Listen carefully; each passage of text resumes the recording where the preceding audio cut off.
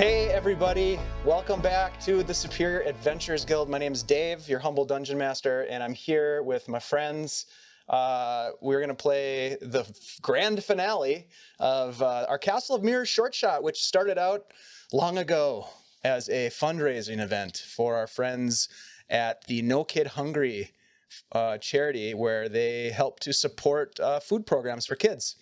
And it's just an awesome organization. We'll probably be doing more fundraising for them in the next year with our friends over at the Games Tavern. The Games Tavern helped to set all that up, and it was super fun.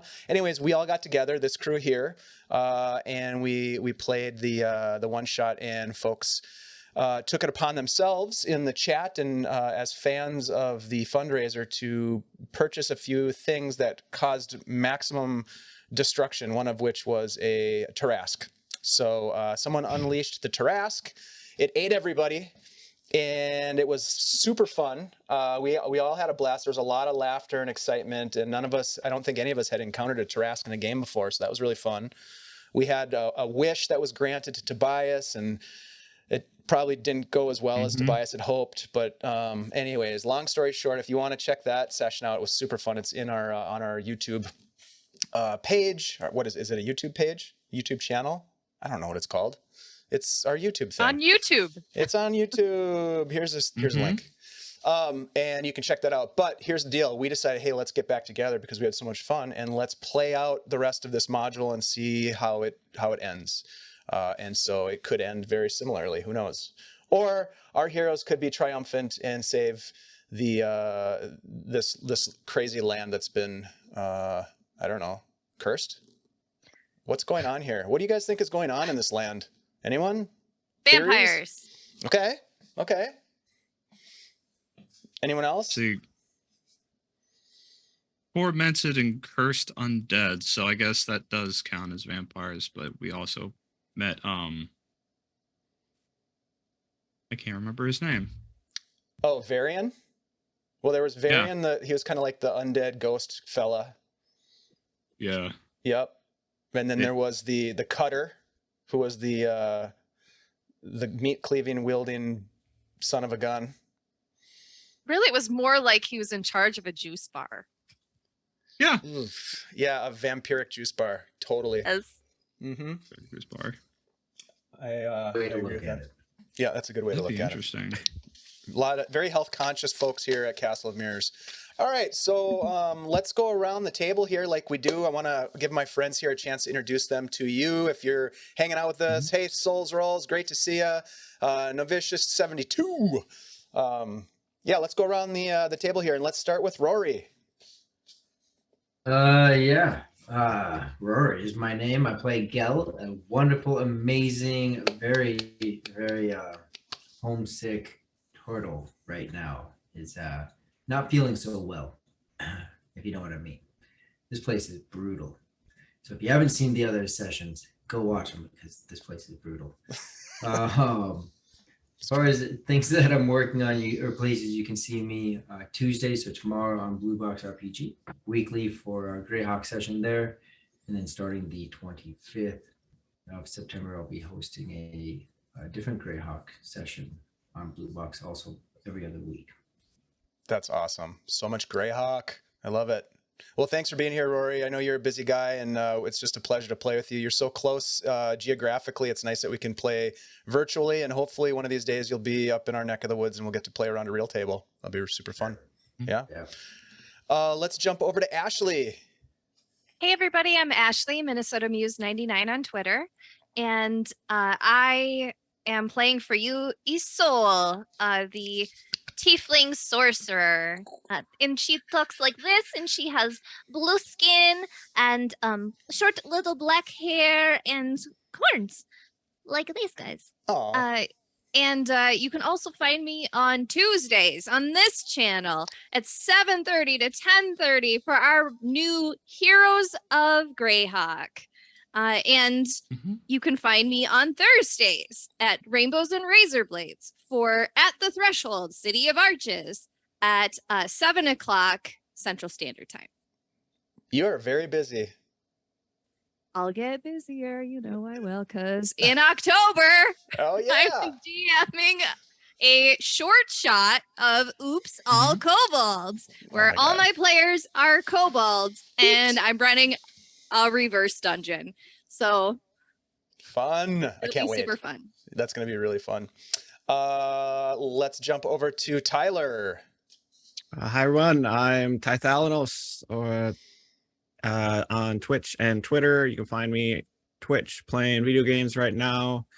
Playing Tobias, fighter cleric tonight, and I'm hurting. Spell Uh-oh. slots are down. This is going to be a tough end of this session. So all those bits for advantages may come in handy tonight. They will. They might keep you alive just long enough. We'll see. to fall down the cliff on your way out, maybe. Hey, yeah, see, I believe last session the charity night was a success because the castle was destroyed. That's all that matters. Yeah, I mean, true. technically, I think. Technically, it was a success. You failed forward. It was beautiful. It was a beautiful thing. That was really fun. Well, thanks for being here, Tyler. Really quick heads up. Also on our YouTube thing, Tyler, the first session of Tyler's homebrew one-shot, two-parter, short shot, actually, I should say, is up on our YouTube. I just got that posted. The next one will be up in just a couple of days. So go check that out. Tyler, you did a great job. That was super fun. So Ooh, thanks. Can't wait for you to come back and do more. Let's toss it over to Travis, Mr. Eversalt. Hi, everybody. I'm Travis, or you call me Eversalt. You find me on Twitter as Skane Eversalt, or I have my YouTube channel, Eversalt. Tonight I'm going to be playing as Whom. Whom you might ask? It's Whom. He is a dwarven, short-bearded, man bun, dwarven, slippery, roguish individual who apparently has had quite the luck to avoid a lot of injury, but I feel like that's going to run out very soon. You know what?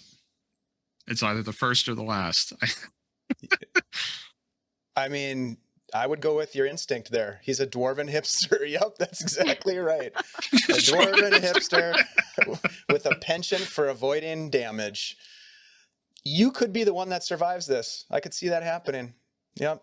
Riding your single speed bike back down the hill to go get a handmade cocktail. Never mind. Okay. Oh my God. You guys, You're I'm giving me very so many excited. images. I know. Very excited to get into this. I want to just make sure that I make a couple of announcements. Everybody knows me. I don't have to introduce myself. DM Dave. We do have a bunch of new stuff that we have been working on. As Ashley had mentioned, we have our Heroes of Greyhawk on Tuesdays. But in addition to that, we have a Blade Runner game that's running. It's a Free League publishing game called Blade Runner RPG. Of course, you know what Blade Runner is, folks. And that started last Sunday. That video is on our YouTube page as well now for VOD. We'll be back with that this coming Sunday, so a week from yesterday. Monday Night Mayhem is continuing on after the Castle of Mirrors ends, and I can't remember what we have up next. Ashley, do you remember what's next on Monday Night Mayhem? I haven't made the event yet. I think it's Miko. I think Miko's coming up with his homebrew stuff. That sounds Yep. right. Yes. Yeah. Tyler is shaking his head or nodding his head saying yes. So that's really exciting. We're going to get the OKS GM, also, aka Miko, is going to be sharing Ystera, which is a homebrew world in the 5th edition sort of rule set. So that'll be really fun. That'll be a 2-shot. And then it's Ashley's turn? Kobolds. Oh my I think God. so. Okay, so it's coming up. It's coming up so quick. I know. October, man. And then the other thing I want to mention is we've got the Shade Song Saga. So this is Bleak Season's homebrew world, 5th edition, living world sort of vibe. And we will be airing the first live episode on our Twitch on Friday afternoon. So stay tuned for that. We have a schedule somewhere. I'm sure of it. Mm-hmm. Hey, Fantasy Animal Vegan, great to see you. Let's see, what else can I say? If you are interested in getting involved with games, we are actively looking for players and connecting with people who like to play games on our Discord. So feel free to come over and hang out with us. If you want to get involved in the game tonight, you can, as Tyler had suggested and indicated and hinted at, you can use bits to grant advantage points to our players or the DM, but I don't need them. So you can help them out in that respect. You guys know what advantage is if you're familiar with Dungeons and Dragons 5th edition. And we encourage you to hang out and have some fun and enjoy the game with us. So without further ado, let's jump into a quick recap because some things indeed happened last time. In our last session, my friends, you encountered a dark entity that had become trapped inside Castle Vargg, an architect of evil that was somehow connected to the creation of the magical mirrors within the stronghold. Without hope, this creature named Varian warned you of the foolishness of your quest and the danger, the grave danger. But sensing your determination, Varian revealed that his master, the Baron Hedron III, lay at rest within the spire high above the castle, but that the Baron would know of your advance and that the path for you would be deadly before Varian himself vanished into the castle. Now you continued deeper and you were consumed by a frenzy of vandalism, shall we say, smashing bone-framed mirrors and paintings. If you guys had had spray paint, it would have been like Isol was here or something like that on the walls, I'm thinking. You, in the process of destroying these mirrors and these paintings, you created this unnatural pile of bones. If you recall, each of those paintings and mirrors was framed by bones, human bones. This narrow hallway kind of filled up with bones, and then the pile began shifting and moving beneath you, rising up to engulf you with its dreadful and chaotic swirl of bone. So you found yourself pretty much in a losing battle at that point, and you decided, which was really smart, to get the hell out of there, sort of snapping out of your vandalish? That's a good word. A vandalish frenzy. You set off down the hallway towards these doors. Whom was the first to get there? And he reached the doors, but they wouldn't open. The rest of you joined him at the door. The bone swarm was lurching behind you, kind of lumbering slowly, but closing in on your position. The door wouldn't open. Even with Gel pulling on it and pushing on it, it wouldn't open, but Kai Knight luckily used a knock spell to open it and hasten your escape. So with no time to spare, you guys closed the door. You left the bone swarm behind. You found yourself in a ruined library, overtaken by vines and rubble and drenched in cascading waterfalls from some sort of crack in the ceiling. Large, huge vines wrapping their way around this spiral staircase and all the books soaked. You did find a couple of books that you liked. You also tore books off the shelves in search of a secret passage that you had heard of. Tobias launched into a sermon of healing, chastising the party for their wanton destruction of mirrors and artwork that led to the creation of a bone swarm foe. A common occurrence when hope goes unchecked, as we all know. You know what, Tobias? Because that was so, I went back and watched the VOD. It was really funny.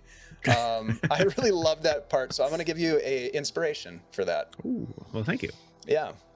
Having heard of a secret passage, as I mentioned, in the library that leads to the upper towers, Isol began searching through the books. You all joined. You found a few items. You found a book about astral projection, a scroll case containing a scroll of counterspell, which I think Isol has.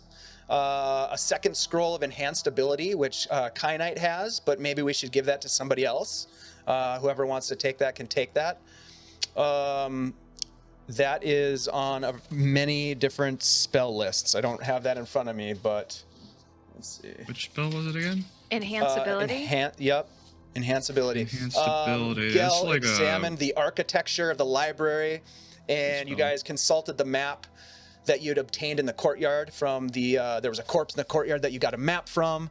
And then with the help of that, you located a secret door at the top of a spiraling staircase, some 40 feet above you, and then Isol entered the darkness beyond the door. The rest followed with their magical light illuminating the gruesome scene. A chamber littered with coffins and bodies piled haphazardly. Darling Creepshow, you would have loved it. Heartless, dissected body on a steel table. A mechanized exsanguination device drawing blood from the bodies attached to it. And within moments, as you stood taking it all in, footsteps and a creepy whistling alerted you to the approach of something large. Doing your best to hide, which for some of you wasn't so good. You were interrupted by a massive creature wearing a blood-stained smock and wielding a massive meat cleaver. At the battle with the cutter commenced, a frightening presence eliciting terror from your party, and a little bit of pee-pee in Kynite's pants, as I recall. Nevertheless, with the aid of strategic movement in Isolde's clockwork sorcery, you didn't mention the little clockwork eyes, which are pretty sweet, those little cogs. You managed to fend the creature off, Kynite using his flourishing sword work to do massive damage and increase his defenses against the hulking monstrosity. And then with a well-placed arrow from whom, a flourishing attack from Kynite, severing the cutter's arm, and the protection being cast from Isolde, you managed to drop Cutter to the ground, the final cut, as it were. And my friends, you now stand in this chamber, this giant humanoid, monstrous individual having fallen on the ground.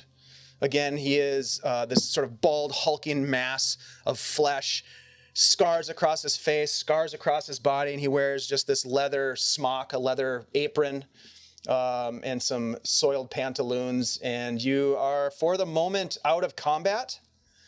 What would you like to do as you stand here in this place? I would like to roll his body if we have not already done so. Does he Roll have his anything body? It's on very him? heavy. Oh, like get him out of here. No, just for fun. I don't want to look at his face anymore. Gel will help you roll it with a lot of hope. Mm. All Very right. nice. I'd love to lift that. Whatever You, that weapon he was wielding. Gel and Isolde, you start to examine the body, looking for things. Basically, what you find is a giant meat cleaver covered in blood. Some of that blood is yours, I believe, Gel. Specifically, you took a lot of damage in that battle. But it lays sort of in his open hand as he's on his back. You look closer and you can see that this giant apron is made out of leather and it's been stitched together with some sort of a thread to patch holes in it. It looks disgusting and he smells terrible. Roll an investigation check with advantage, or each of you can roll an investigation check. It's up to you. Okay. I'll roll with advantage. Okay.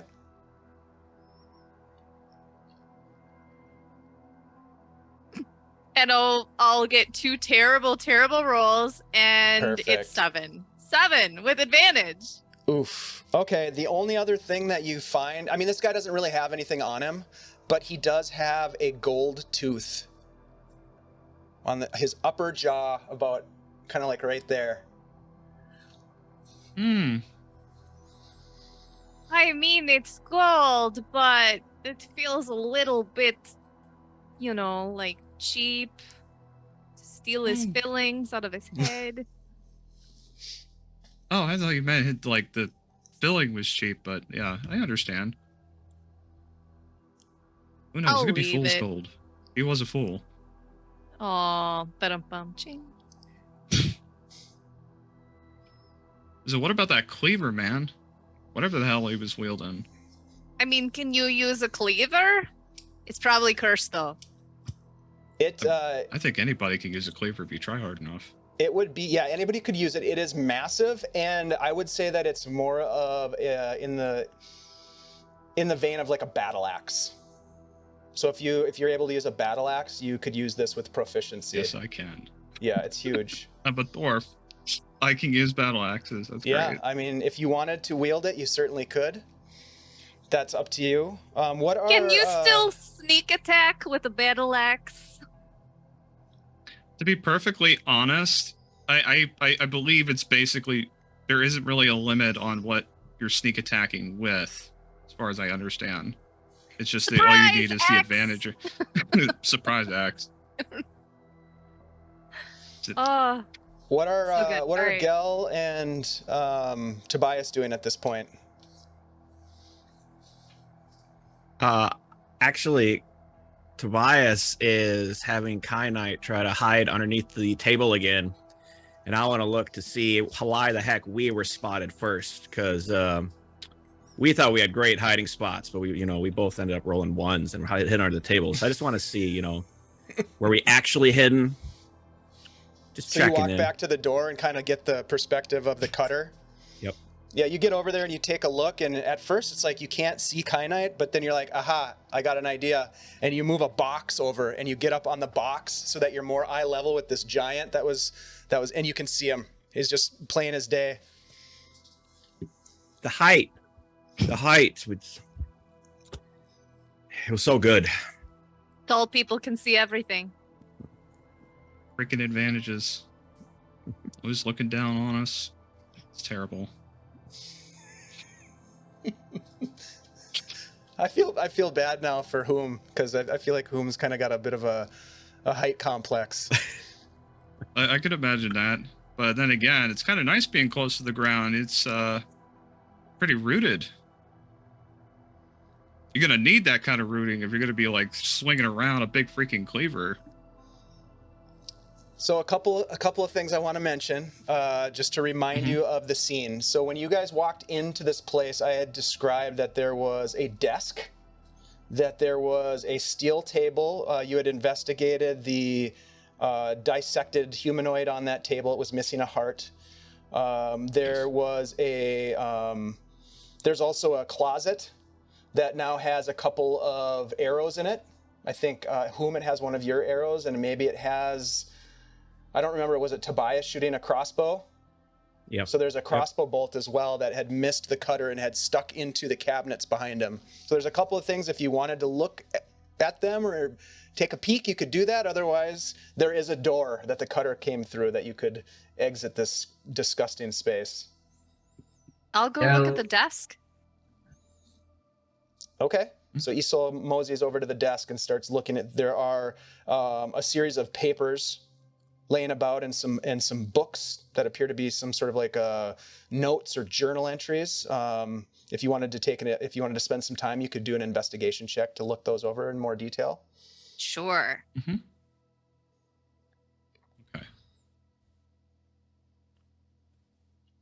10. Anyone else? A 10. Excellent.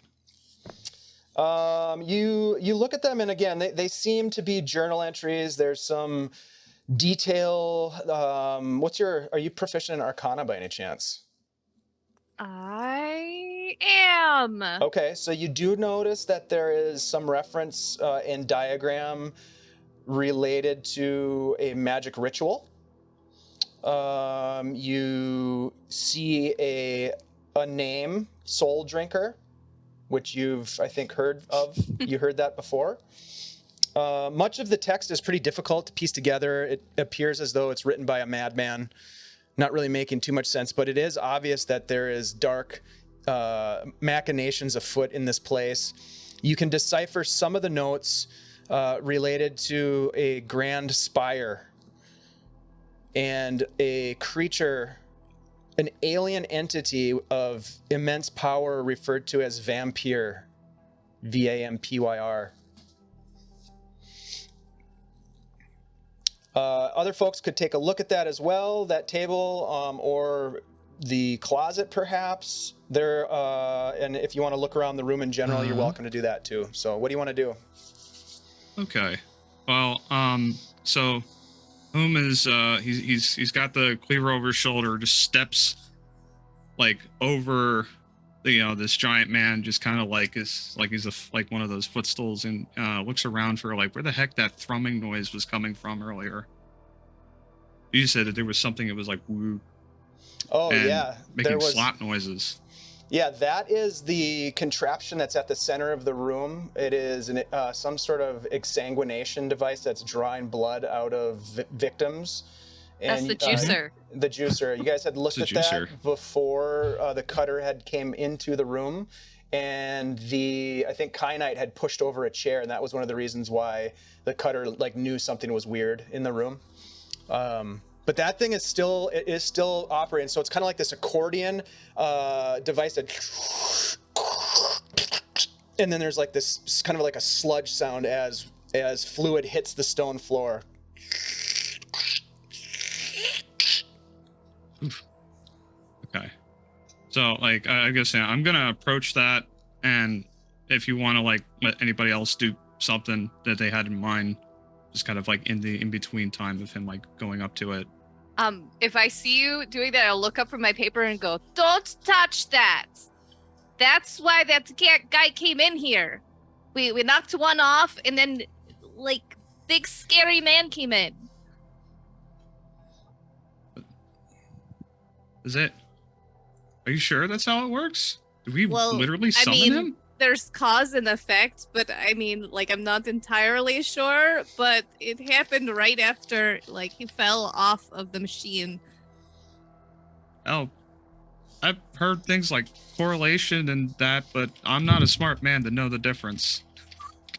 So I guess I'll take your word for it.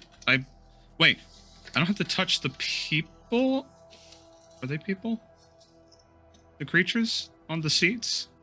Can I touch the thing, but not the people? You can 'Cause we touch touched the anything. person, right? Why don't you touch the cabinet behind you? What's in there? What? I'm sorry, I just, like it was making funny noises, and it's actually kind of disgusting. Okay. It is You know really, what? I'm gonna look. really disgusting. It's still making those noises. Real unique. To take it home like a souvenir or something. Or no. Oh no, this is a No, this massive belongs- contraption. There's four Oh, people no. that are four humanoids that are connected to this thing through a series of like Mhm. tubes and things that are punctured into their skin, and it seems to be drawing blood out of them. They're sort of like, well, like a juiced piece of fruit. They're just like shriveled up. You know what?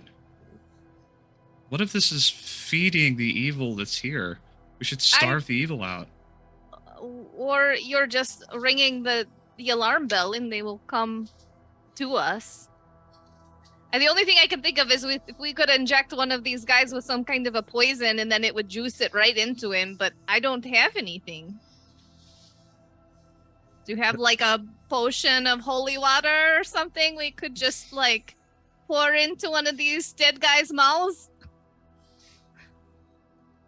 I have a Here. flask of oil. You hear a yell off in some corner, crouch, like bent over and just vomiting. Between the smell and the condition that he's in, he's off just vomiting, not having a. He's messed up. I would say as that's happening, Gil, Kyanite will come over to you and provide you with some healing. I think he's got a 3rd level healing spell. Is that correct? So he will cast, if somebody wants to take care of that, but he would give you some healing to try to get you back in shape. A little pat on the shell. I don't know that it'll let us change his character sheet, but that might That's only fine. be the DM. Is there a cast We'll button? mark like, it off. available? Oh, you literally could just click the cast button, I think. And On it'll at least his mark it stuff? off. Because he's not here? All right, so what are the And rust of you guys you're able doing to see it. while he is I will- investigating this? I'll take a look over at the closet. Okay. Probably shield up in defense, and open the door with the trident carefully. You walk up to this cabinet and you see that it is padlocked. All right, I'm gonna need some help over here. We got a lock on a cabinet. Okay. And he's like, all right, give me enough time to think about something. I think I got an idea. Got the old web spinning around in there. All right, what's the problem? As he like saunters over. You see this?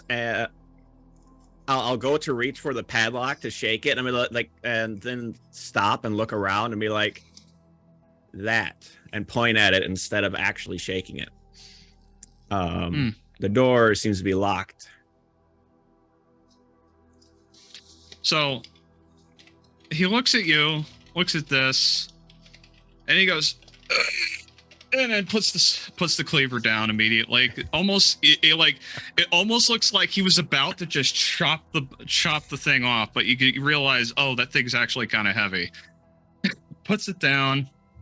All right, I'll take a look at it. And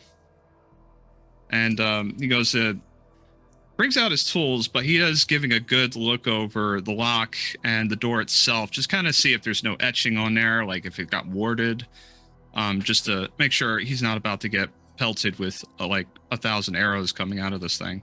Sure. Roll an investigation check as you search for traps. Investigation. Oh, thought my cat was over my shoulder. It's a 4. Should be You fine. do not see any traps.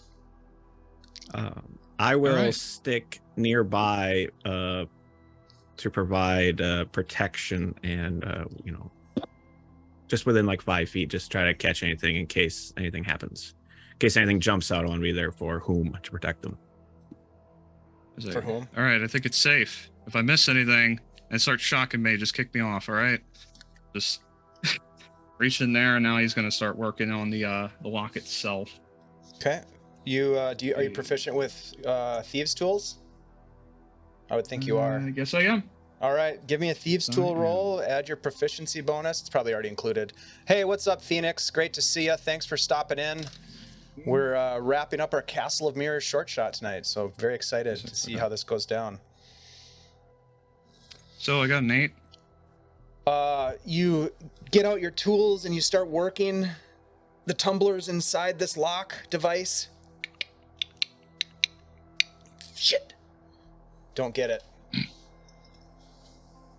tell you what, this thing is so rusty.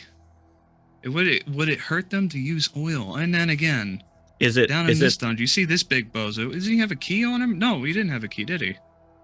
Is it the lock Didn't that's see rusty? one. It Oh, we don't lost Rory.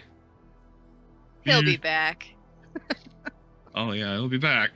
Just had to walk The off the of lock that lack of itself hit is not points there. rusty at all. It's the lock picker maybe that's rusty. I'm pretty sure it's pretty rusty. It's a lot of resistance I'm feeling in here. You know, the pins, some of them seem to be missing. Nah, I If you- can't feel it. If you use oil, do you think you could try again?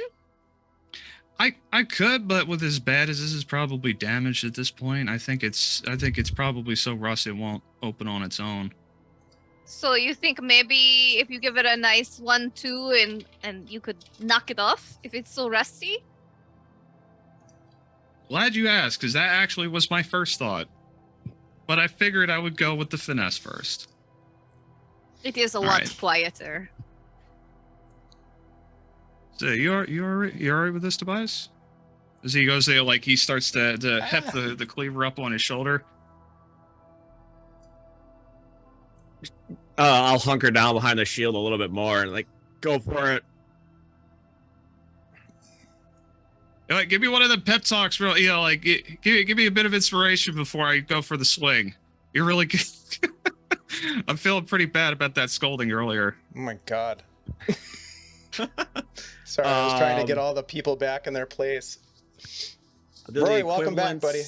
Equivalents of a like the kind of just really a pat on the shoulder. It's like, don't worry, it can't be any worse than the bone golem. And I'll actually cast guidance on you, so you can have a plus a D4 for whatever the heck you're gonna try to do. All right, I love it. Okay, so with that, you see that he turns almost like he's getting into like a baseball swing, and then you can pushing off with his back foot and throwing all of his body into this like overhead chop to try and just slam it right into the lock Are you to using the break it cleaver? off. Yes. Okay. All right, give me an attack roll, and you've got guidance. So is that a Yes, I D4? do. Yes. All right. Okay. I'll roll the guidance now. Oh wow, I got a 4 on that one. I'm probably gonna need it. So that's There's so much good stuff inside this cabinet, guys, but you're not gonna get it. 23 to hit. Oh, it just misses. Oh man, that's a No, armored. I'm kidding. It hits. It hits. I figured that was the case. It breaks all the healing potions. Give me some damage. Okay, this is a battle axe, man. What are we doing here? Was it battle axe? The D8, is it, or is it a D6? I don't remember. Who uses battle axes these days? My guess would be an 8. Yep. Okay. What do you think, Dave? Give me a yeah. Go ahead, roll it up. Or are you asking what I think the damage is? I have no idea. Okay. Battle axe. D8 or D8. D10 if you're two-handed. D8 or D10 if you're two-handed. Okay. Well, I still have both my hands, so I'd definitely go for a two-hander. All right. So What the D10. heck is this? So 8 and 1 for my strength. So And then we're talking add a an total of 9 additional- damage from this. Add an additional +1 to that. All right. So like a total of 10 damage in Okay. a swing. Yeah, you swing down with the meat cleaver, and as it strikes the lock, it breaks it off. The lock is broken and has fallen off of the cabinet. A cabinet remains closed. All right. Dwarven finesse. If you can't pick it, smash it. And goes over, right? Like just... Yeah, like all that swing, he just kind of like leaves it, leaves the tip basically on the ground with it still in his hand, the handle in his hand, goes up and just like pulls the cabinet open. Now for the spoils. You open the cabinet. Mm-hmm. Yep. As it opens up, you look inside, and it appears as though it is filled with weapons and gear. It is a large cabinet. It's much larger than it looks from the outside, and there are shields, swords, there are spears, there are axes, there's some armor inside of it. All kinds of things, but there are a couple of things that seem a little bit different, a little bit more valuable to your eyes. As you look inside, whom you can tell you're accustomed to appraising things at a quick glance, and you can see that there are a few things. There's an amulet, for example. It has some sort of a strange reddish tint to it, some sort of a stone set in it on a golden chain. There is a beautiful short bow. Looks to be maybe elven made. There are quivers of arrows and bolts for crossbows aplenty. But there is also a strange looking quiver that holds but 2 arrows in it. There is a longsword that has engravings along its blade. Sharp, very sharp.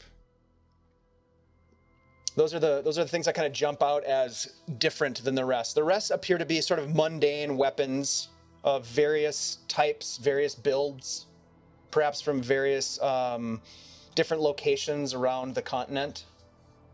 Mm-hmm. What would you like to do with that? I'm gonna go and pick up the amulet and try to take a look at it. I do not have Identify, though.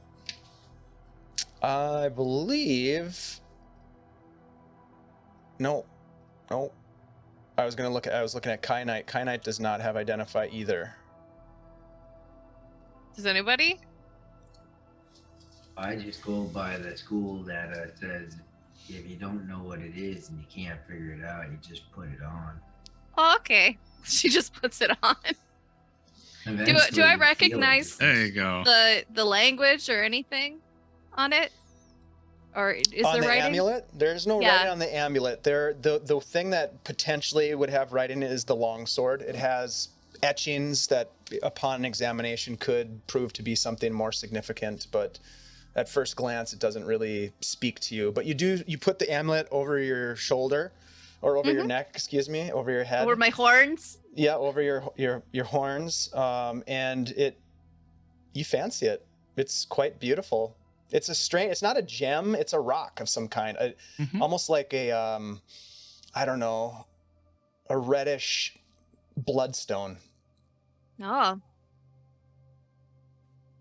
I feel like a hellish princess. It works out every time. Looks great. Is this something Do you that feel one any would have to different? attune to for an hour to like get any kind of benefit out of? I wish you guys had some magic users that could do that kind of stuff. Yeah, I mean, you get the sense that this is probably pretty special, but you're right now just putting it on doesn't do anything special for you. You might need to spend some time with it. Okay. Later. I notice that the writing on the longsword, is that a language I speak? What languages do you speak? Abyssal, Common, Draconic, and Infernal. No, I'm afraid not. Does anybody speak Ancient Sword? I'll point over at the sword with the writing. Well, Sadly not. Maybe I'll take a Elvish? look at it. I've seen a lot of things my time. I don't know. I could know it. And the only thing he really knows is Common and Common, Dwarvish, and Thieves' Con. And I doubt Thieves' Con's on there. No. Your friend Kynite, the Dragonborn, does have a first level spell, Comprehend Languages. Oh. But that's for spoken. Let's see. You also understand any written language that you see. But that's a first level spell. I don't know if you want to burn it. What happened to Rory? Yeah, Rory! it dropped off again. Oh, The heck? boy. Do you Can want to use a anybody first level use spell? a longsword first? Yeah, both Gel and Tobias probably could. Then let's have him do it. I'd say it's worth it. Yeah. Okay. Sure. So he can burn that first level spell to comprehend. He puts his hand on the blade, and he can see on this in primordial are written names. The names are extremely hard to pronounce, and as he does try to pronounce it, it doesn't sound like anything coherent to you. He gets the sense that this is a special weapon that was wielded by a long lineage of heroes. Oh, maybe that's an activation word. Someone repeat what he just said, like with holding the sword. Was he not holding the sword when he said that? He was. He had to be touching the sword when he said it. And nothing happened. Well, he's a bard, though. Can He is a bard. Painting longsword. Yeah. He's swinging two of them. He's a College of Swords bard, in fact. He hands it out for whoever wants it. It looks to be pretty powerful. This thing is a relic or maybe an artifact of some kind. Probably magic. If you don't know what it says, just use it, and Gil will That's reach right. out for it. Okay. It is a device that would need attunement to maximize its potential. Okay.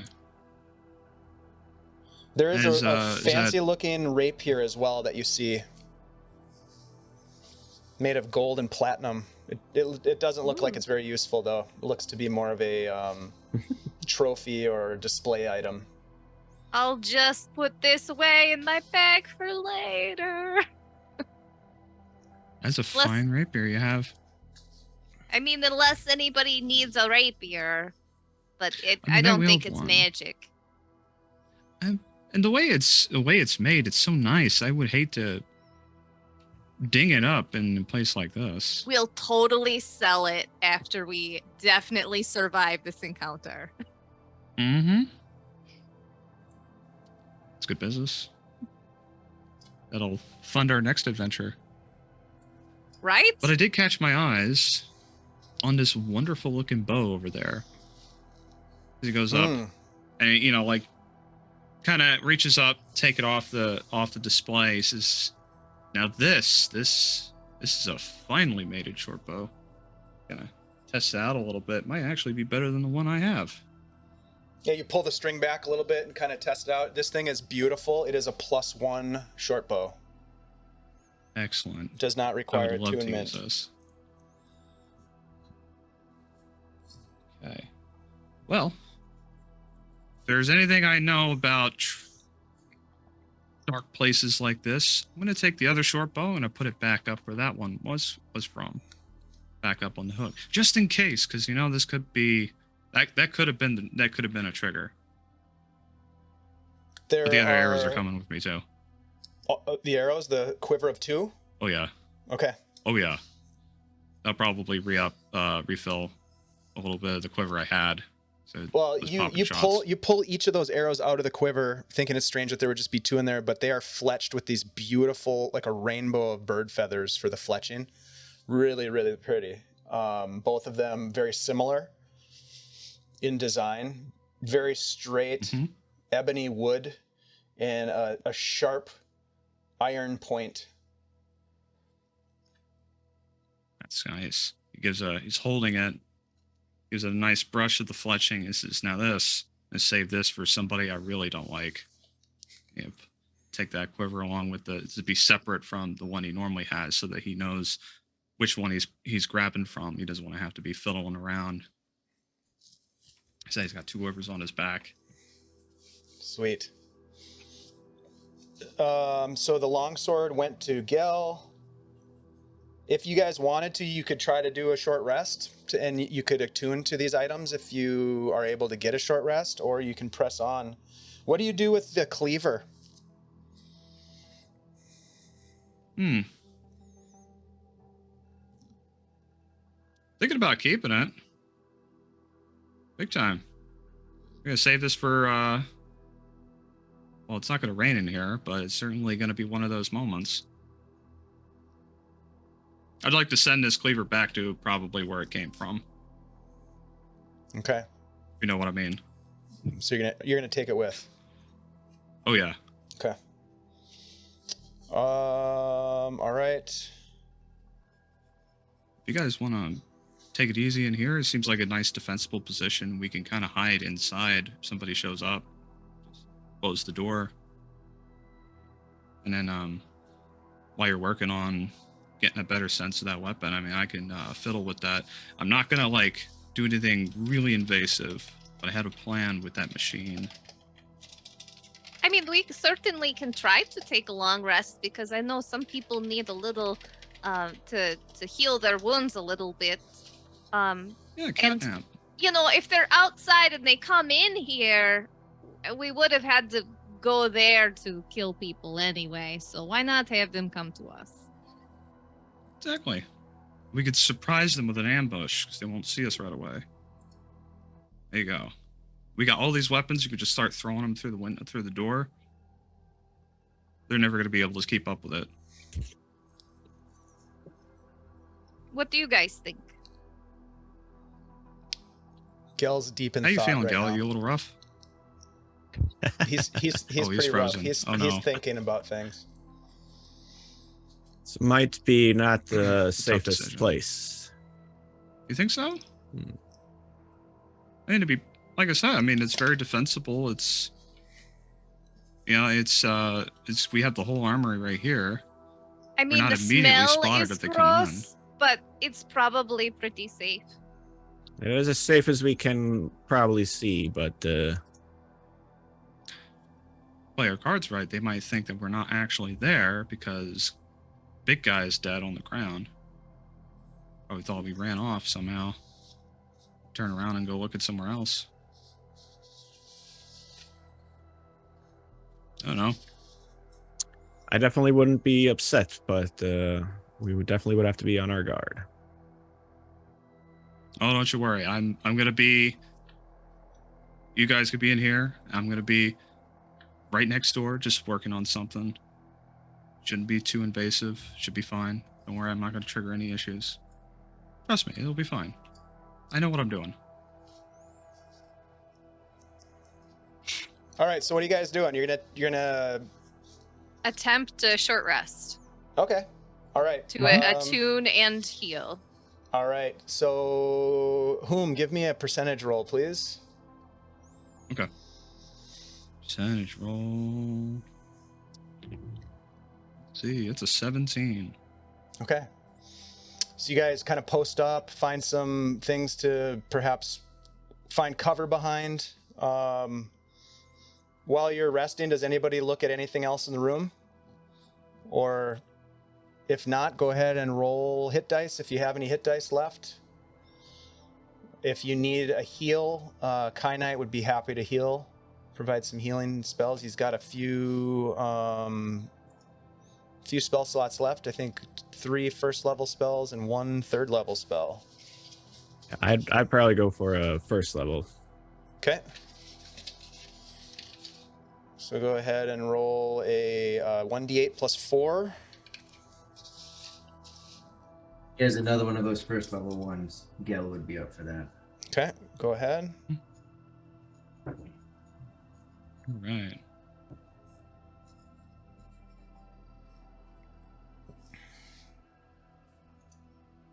During the time, just examining, Big swinging, summoned Orcus. using the sword. Okay.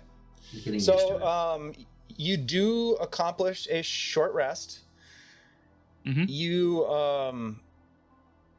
Gel, as you swing the sword around, you realize that this is indeed extremely powerful, and you can almost hear in your mind's eye the voices of whoever the primordial warriors were that wielded this sword, encouraging you and sort of helping you to with various like maneuvers and techniques, and you gain your maximum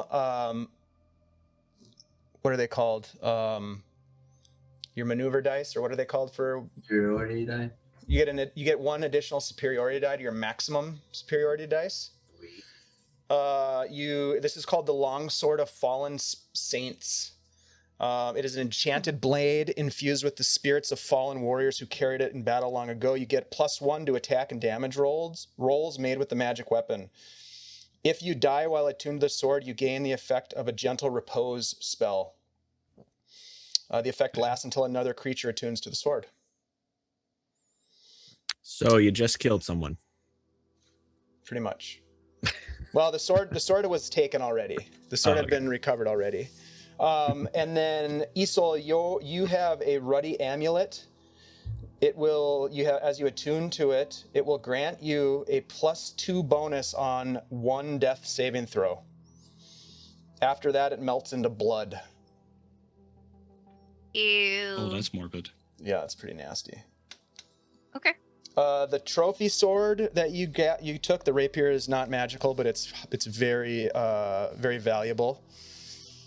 And you also so you would probably examine the arrows.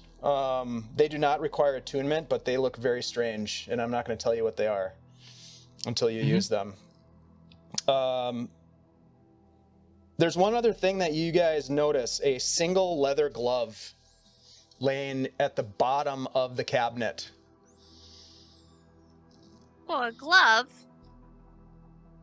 Do you think this one is magical?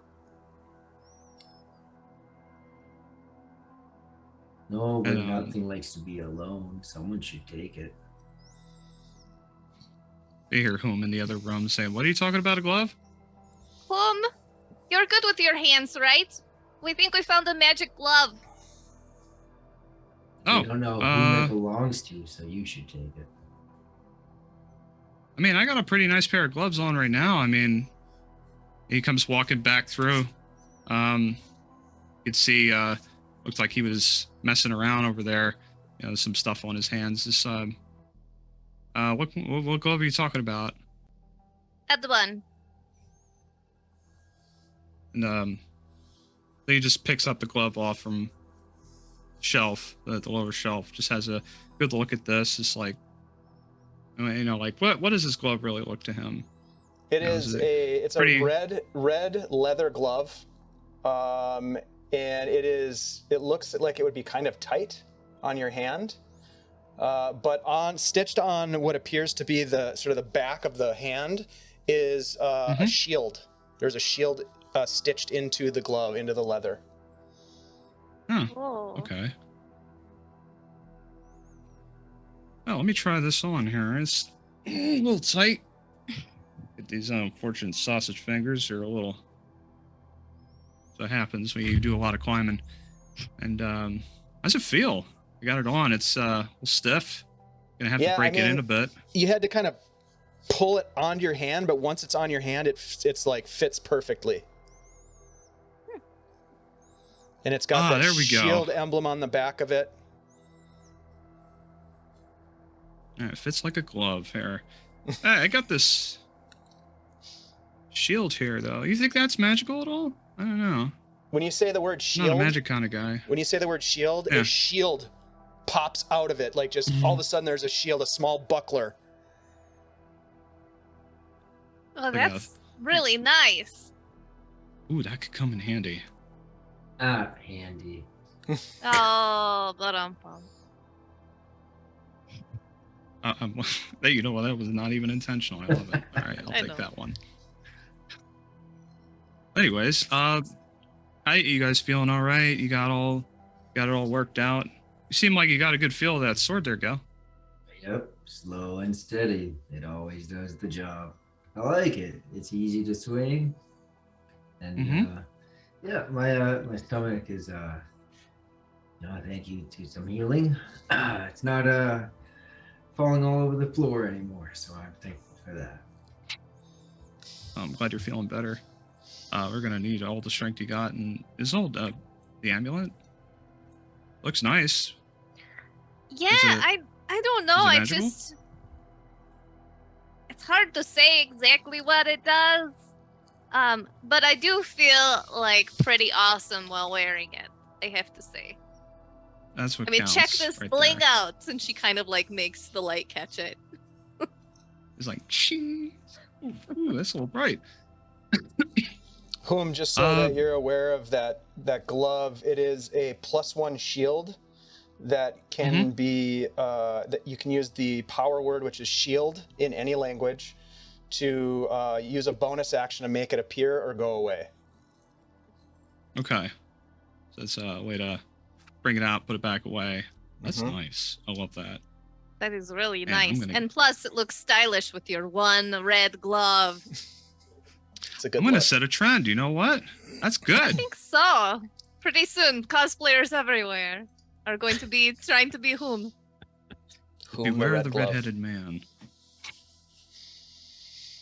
So anyways, so as you finish your short rest and you are sort of examining the booty that you have recovered from the cabinet, there is this strange decaying smell.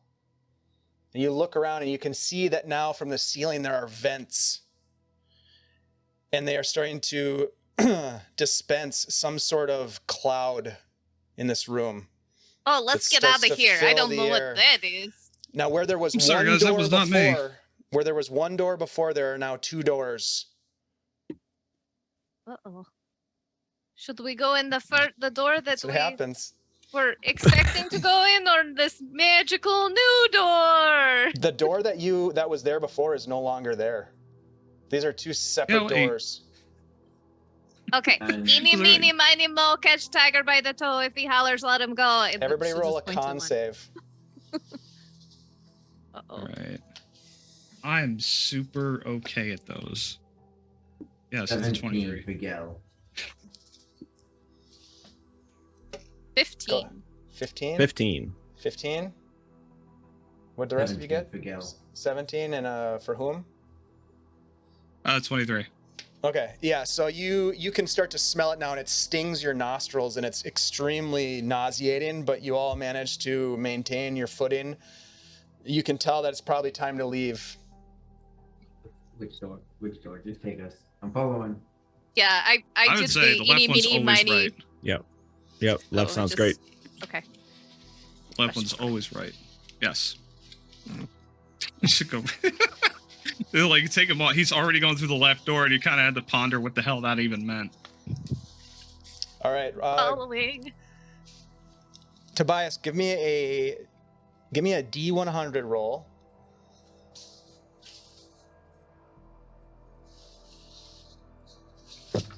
60.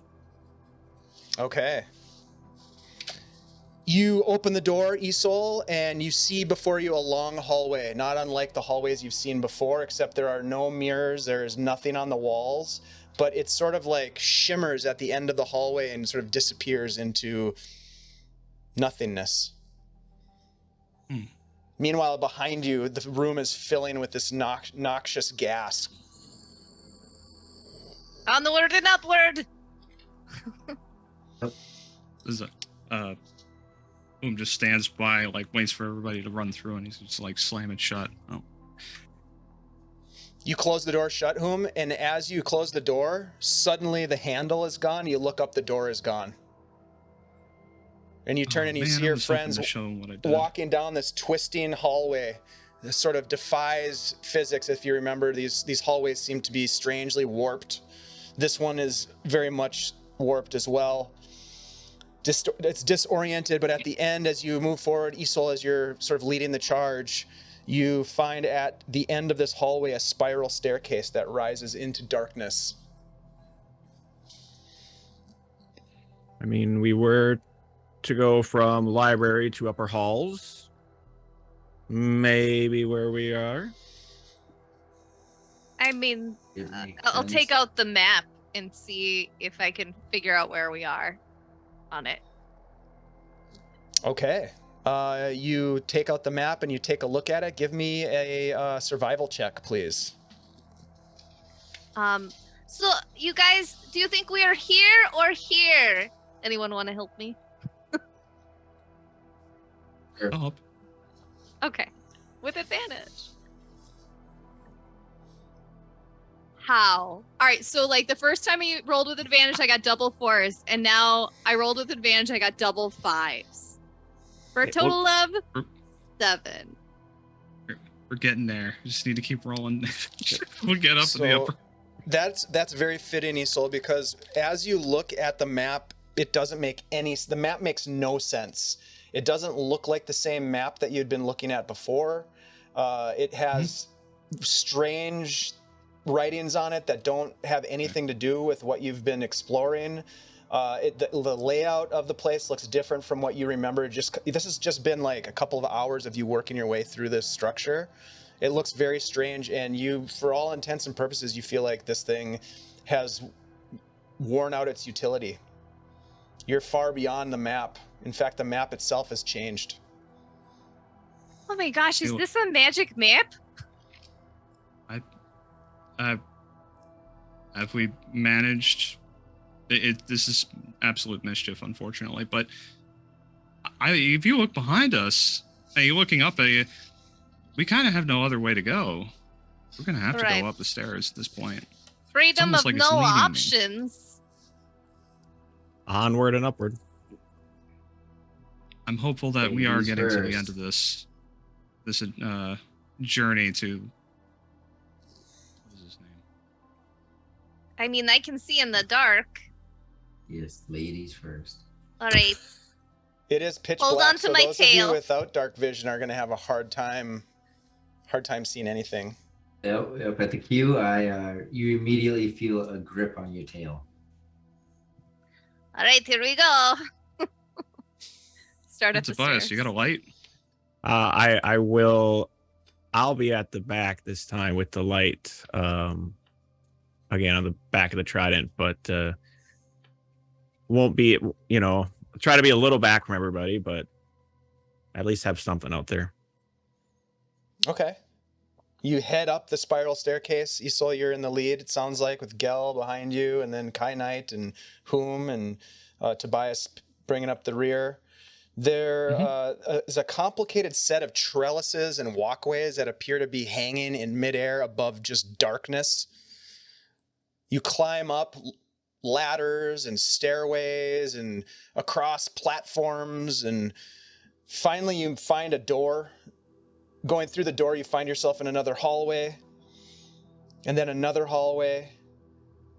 And the layout makes absolutely no sense. It's as if you're going up and down and back and around, and it's almost like you seem to be in the same spot where you started. But there is ahead of you now that you see a pair of heavy doors that appear to be partially opened, emanating just a faint bit of light. Guys, shh. There's an open door ahead. Always I would like to to- not go toward the light. in a I'd like to tunnel. move silently. Okay. Ooh, yes. Perfect. Okay, everybody roll a stealth check if you are indeed going to Awesome. roll stealthily as well. Absolutely. And I'm so glad I'm good at it because that was a low roll. I got an 18.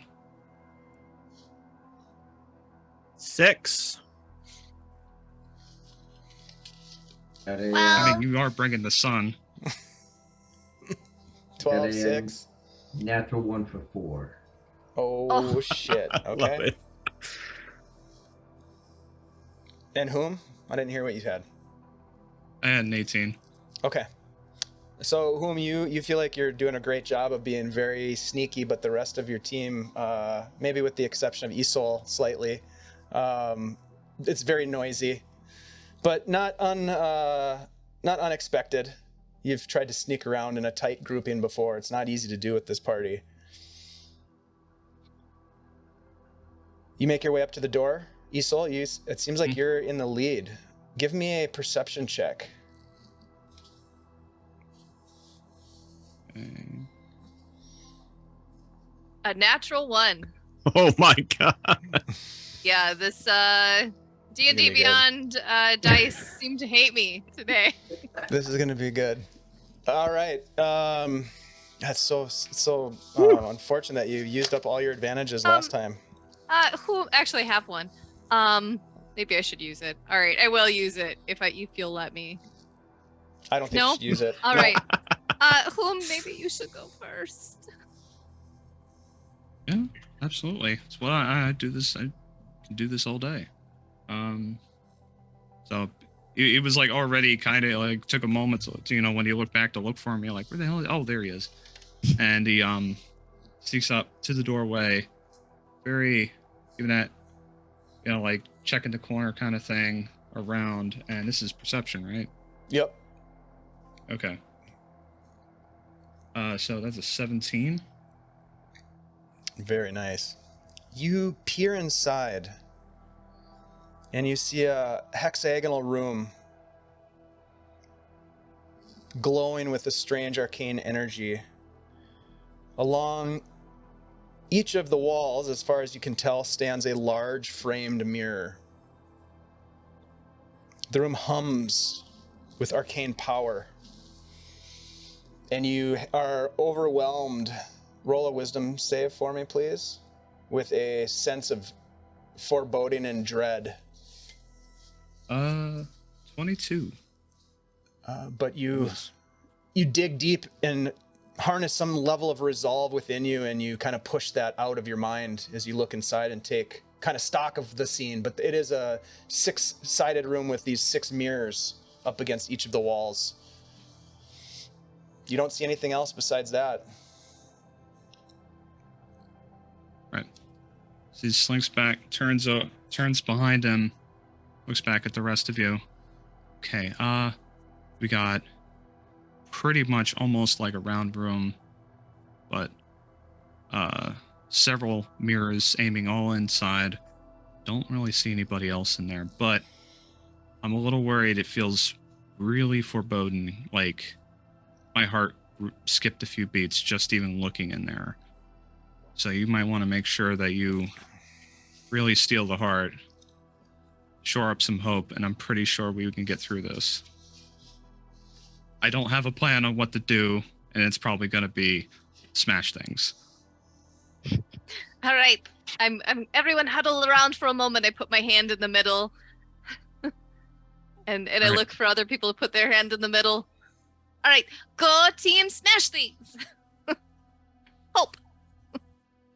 Yeah, Do it all right. for hope, I Um, guess. And I realized that it just completely broke the silence with getting carried away with yelling, all right, and then there's that echo. Oh, Oh no. We got a little carried away. Smash things. But we're gonna need it. If you guys have any ideas, I mean, it's basically what I said. I don't have a ton of tricks up my sleeve unless you guys have something that I haven't had use of yet. You've always been good at finding traps and things like that.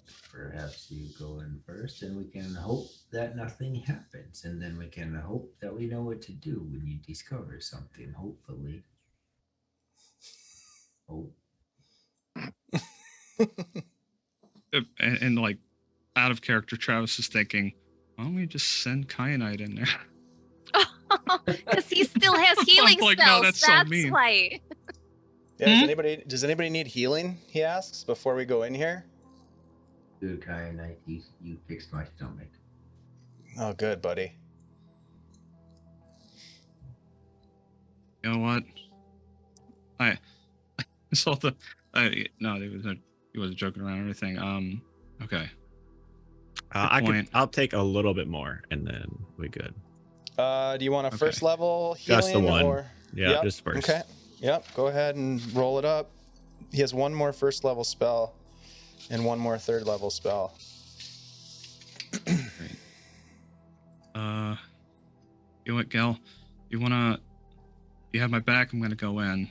You don't need to come in with. You just need to keep an eye out, ready in case something does happen. If you want to respond first. How close were you when you started to feel the? Just put me where I won't feel it, but I'll watch you. And if anything happens, I'll scream. I'll be there. Yeah. Well, I'll be. Don't- I will use a bonus action to turn 2 sorcery points into a first level spell, and then use that first level spell to cast protection from good and evil on me. Okay. Very nice. I will cast the guidance again on whom as you go in. Great. Thanks, man. I Good luck, really buddy. needed the. I'm gonna That's all I need got. It, thanks. All right. So he goes, turns around because the door was not that far behind him, and slips between the 2 doors with his back kind of up against one of them, shimmying along the wall, getting a closer look, maybe get under one of the mirrors to just get a closer look at what he's looking at here. Maybe examine like any etchings, anything that looks like arcane symbols. Maybe there's a ward in this room. So you step into the room, or are you just peering through the doorway? So you're inside the room now. Oh, I straight I went between the doors with my back up against one of them, and I'm like kind of flat. I'm the fly on the wall, crawling around the perimeter of it. Yeah, trying to like go in maybe under a mirror. The rest of you guys watch as Whom sneaks in. Whom you start to examine. Go ahead and roll an investigation check as you're sort of skulking along the exterior wall of the room. Okay, 15. Okay, it seems to be a very plain room in that there is very simple flagstone flooring. It's a hexagonal room, as I mentioned, that comes to almost like an apex, almost like a point. All of those 6 walls kind of come together at the peak, and it doesn't seem like there's a whole lot of craftsmanship that went into the room other than these amazingly huge mirrors that stand 20 feet tall, 6 of them. They are affixed to the walls. There's one as you're sort of shimmying along the edge of the wall. There's one like right here next to you. You kind of look at it to get a closer look. So he does is he actually like, what the heck does he have on him? Yeah. He'll take he'll like draw his rapier and then like just kind of slip it up above him to see if he gets like he can kind of peer a reflection off of it. Maybe if he's getting that off of the rapier. Yeah, like if you could see the rapier in its reflection. So you're looking at the rapier trying to see the mirror. Is that what I'm hearing? Or are you looking at the mirror trying to see the rapier? Because if I look through the reflection off the rapier, Okay, you don't. I could you see don't the really I could see much. it reflection You can coming see. back. You don't see much. Yeah. Okay. All right, and then since it's getting a little hard, he checks the. He actually kind of comes off the wall a little bit, looking over and looking at like much of what he could of the mirror, and it's gonna be a little hard because he's as short as he is. Is he like giving off a reflection off of that? So I'm just Or going to is ask it like a all really the other simple mirrors? question: are you looking in the mirror right now? Or are you? What are you doing? What are you looking at? I guess I'm not following what you're trying to do. You know what? I may be like assuming how high up the mirror actually is. The mirror's 20 feet tall. Is it like base? It's like at ground level and then 20 feet tall. It's affixed to the wall. You know what? That's a good. Yeah, I assumed way too much about where it was placed. I assumed it was placed no up worries. higher. And that's kind of a silly thought. How do I see my reflection in a mirror that's like out of eye level? Treating them like they're paintings almost. All right. He's looking at it at an angle. Okay. So he is technically looking give me a D6. at the mirror. Roll a D6 for me. All right. What are the rest of you doing while Whom is peering into this mirror as obliquely as he can? Yeah, per his request. If anything happens, then I'll charge in. Just kind of waiting for that trigger to happen. Okay. Mm-hmm. The rest of you wade in as well? Yep, I'm gonna be listening for any sounds or any like movement of enemies too. Okay. Whom, what did you roll? 6. Okay. Tobias, what about you? Are you waiting as well? Just waiting, but definitely getting antsy. We haven't been safe here, so expecting something to happen. It'll be fine. I'm sure it'll be fine.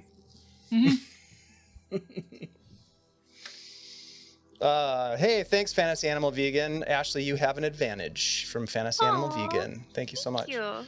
So, Whom, you rolled a 6, did you? Mm-hmm. All right, so you look into this mirror, sort of like trying to look at it almost at some sort of a strange angle. First, trying to look through it, into it from your rapier, but not seeing much. And then finally, you look inside of it and you see not your reflection, but you see swirling mists within the mirror, violently swirling mists. You hear the howl of a wolf. Only you, the rest of you do not hear this, but Whom, in your mind's eye, you hear a howl of a wolf, and you glimpse for just a moment a full moon in the mirror. Mm-hmm. Okay. So when he heard it in his head, I don't know if Gel would have caught this, like he twitched for a minute, and he was frozen still for like a good few seconds, expecting something to happen. Kind of looking, he looked at the mirror and he looked around wildly for a minute. And if nothing happens in the next few seconds, he's gonna reach back and start to grasp the handle of the cleaver off his back. And try to immediately swing it into the mirror. Okay. All right, you guys all watch as Whom swings the cleaver. Go ahead and roll to hit. This thing is magical. I don't like that. It's on! All right, swinging to hits. Oh, baby. That's an oh. It's not a. That's an oh no, oh baby. It's probably below an 8. Like it's pretty low roll in this one. So. Okay. So you swing the cleaver. Like and you try to bring it you were around. Expecting the mirror to smash, right? And it just kind of cracked. Just a little small crack in it. And then you hear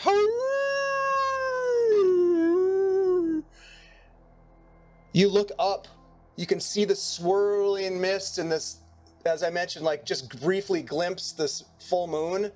And at the top of the mirror, you can see that there is carved in the wood frame of the mirror a wolf's head at the top of the mirror.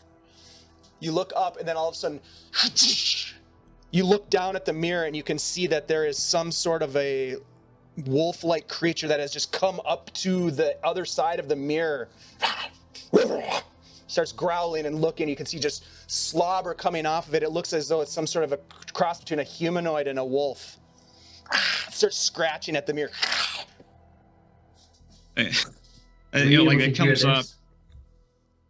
You don't hear it, Rory. Or If Gel. you don't hear it, you definitely see him, like, he definitely, like, backs away from the mirror, like, a good step, slamming back into the wall again, going, oh, shit! And it probably looks like he's losing his mind at this point, because you don't see any, you don't hear anything. It's just him just, like, reacting spastically like he's hallucinating. Did we At this see point, you you can probably tell swing he's the distressed. axe? Yes, you saw him swing the cleaver. You saw me. Absolutely. I think at that point we should at least all enter in. Yeah, Because Isul, Whom's doing something. Isul would have yelled Yes. out, "It's on!" She saw him wind up to swing against the mirror. She's gonna bolt. down. Yeah, she's gonna bolt into the room. All right, you bolt in. Kyanite goes into the room. Gel and Tobias, you all enter the room, and you can see Whom just kind of stumble back from the mirror.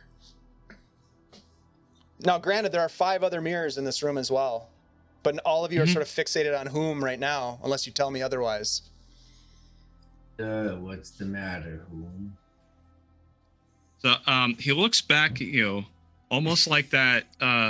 Hey. What is that? That one still from "It's Always Sunny in Philadelphia" with the red string. Like conspiracy theory. He's got that wild eye. It's like there's wolves in the mirror. It just immediately goes back to swinging at it again. We gotta break it before it gets out. And he's not like, if there was ever you could tell that he doesn't really know enough about magic, that he's just going to go with his gut instinct and think that the mirror is probably like a doorway for them to come out, and if we break it, they can't. Can I make an attempt to stop him? Because I have broken plenty of mirrors in this place and am not a fan of that anymore. Yeah, absolutely. And just before we get too far, thank you, Renreb, for the advantages. Everybody's got an additional advantage. Thank you, Renreb. Thank you. Thank you. And there's actually an extra one. So there's an extra one that can go to whoever needs it.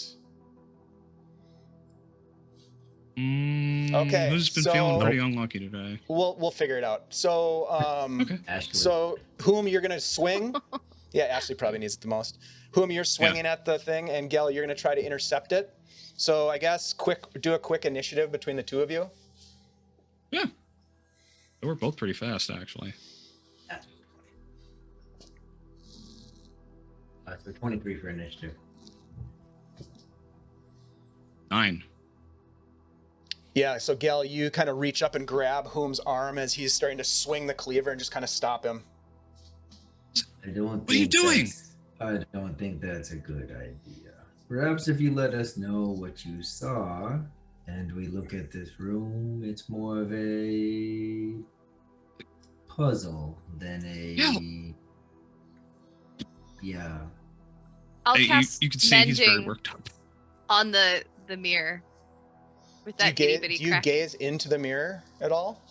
Or Not really. I'm just like looking at the crack itself, and I'll cast mending on it. Though you know Okay. what? That tends to destroy magic items when you mend them. I don't know. What happened? you cast mending and the crack disappears. And you can see now that you can start to catch a glimpse now that you've sort of focused a little bit more on the mirror, and there is indeed like this mist that's swirling within inside the mirror, and you hear the howl of a wolf as well. Well, that's creepy. Gil, you don't get it. There's wolves. There's like a wolf man in there. He's trying to break out. Fine. And I don't know what you're talking about. But every time we hit mirrors, things come out. So if we don't hit the mirrors, they haven't come out yet. So maybe we check out the other mirrors and look around. Yeah, These maybe are if like, we just go and stop the main guy, then all the mirrors won't work anymore. where else do we go then? And Gel will, now He's that his looking around. gloom has kind of calmed down, Gel will like investigate the room to see if there's any other clues in this place. And if I end up looking in a mirror, I look in a mirror. Yeah, I mean, there's 5 other mirrors. You pass one of them, the one that's adjacent to this one, Gel, and it is shattered. There's a frame there, but the actual mirror is gone, and there's a pile of glass laying at the foot of it. I'll pick up a piece of the glass and look into it. Nothing? Just you see your sort of blurred reflection in the glass. Perfect. Well, it looks like this one's taken care of. How about the next one? Wait, Gal, here's something. The one with the wolves has like a wolf head at the top in the frame. What's on the top of the... Then Gale will look. You're up to see closer what's to at it. the What do top you of this see? one. The top of this one? You have this one, and then as a result of pointing that out, I'll look at the top of each of them after the shattered one. Okay, so the shattered one happens to have large bat wings at the top that sort of like outstretch, and there's this strange sort of like dog/bat head at the top of it. Okay. Dog bat head. And the next one, not looking in the mirrors, but looking at the symbol or the picture at the top of each of them. So at the top of the next one is what appear to be some sort of spheres. There are 7 spheres of different sizes. They seem to be decorated. It's all made out of wood. It's all carved out of wood, but it doesn't really ring a bell in terms of what the artwork is or what the style is, but there are 7 spheres atop that. The one next to that has the... it's pretty interesting. So it's got the head, this giant head of what appears to be a dragon with dragon wings kind of coming down the sides of the mirror. And then it actually has a wooden dragon tail that wraps around the base of the mirror.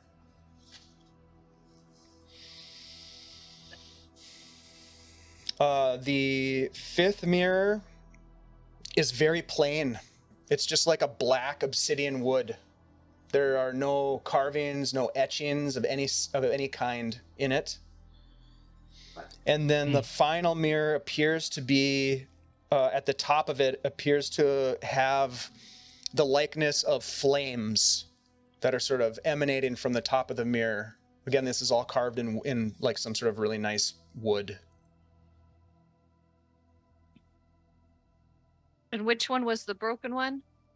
That's the one right next to the one that you saw or heard the wolf howling in. Was that bat mirror? Bats. bat wings and the dog bat head is the shattered one. Mm-hmm. Is the flames directly across from the dragon-like one? That's a great question. No, it is not. Across from spheres, probably. If they're in that order. Mm-hmm. Yeah. Trying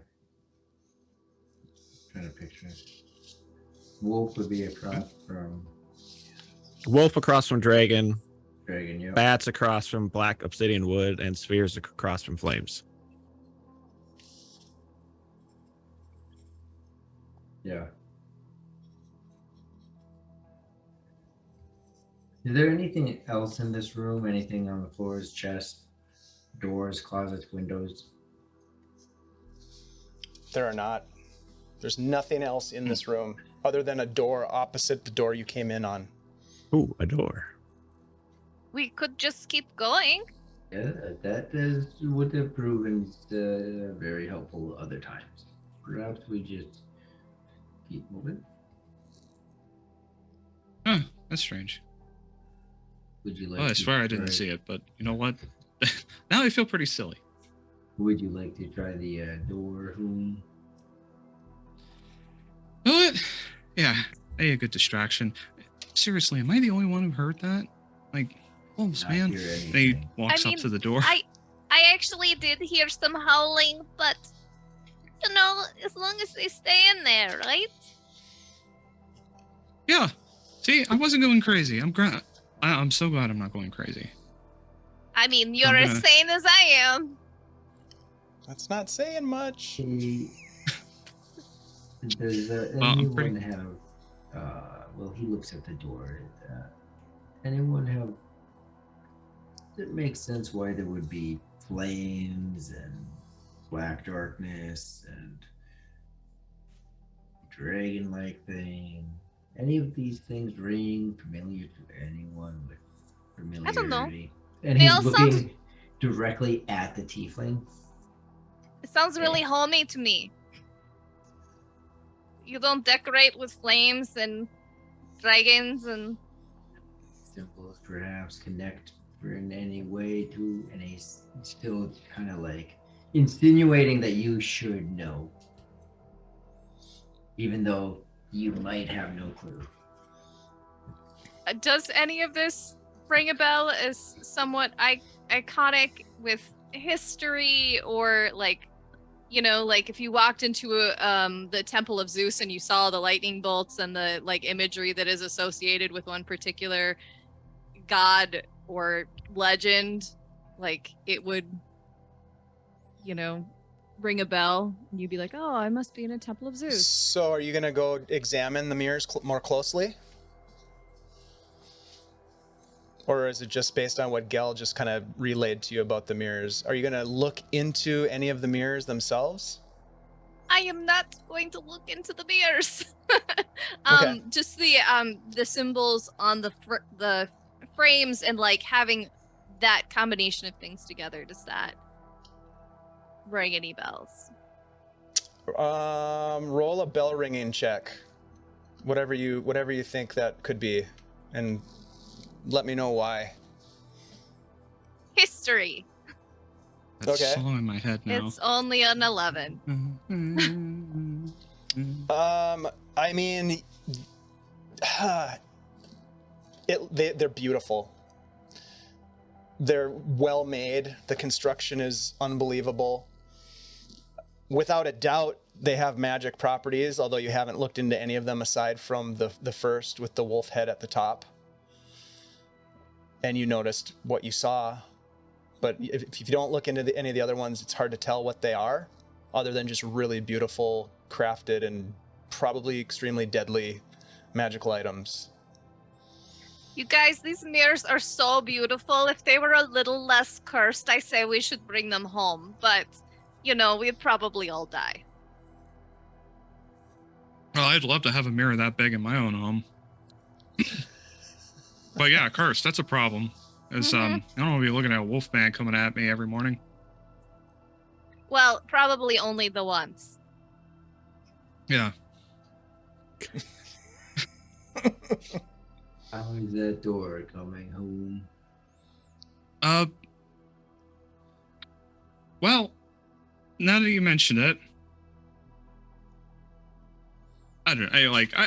I almost had, you know, like I was just kind of, you know, like he had to look back because you could tell like that perturbed him, but he's kind of like worried that now he doesn't ever want to look in a mirror ever again.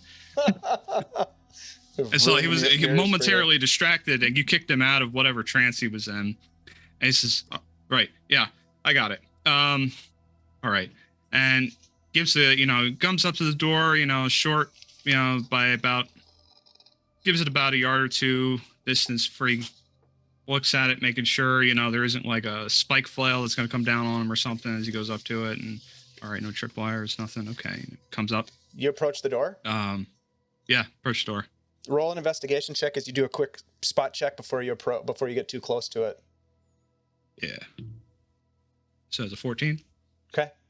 You take a look, and it doesn't seem like there's any sort of trap that you can see. And as you start to move closer, the door just opens.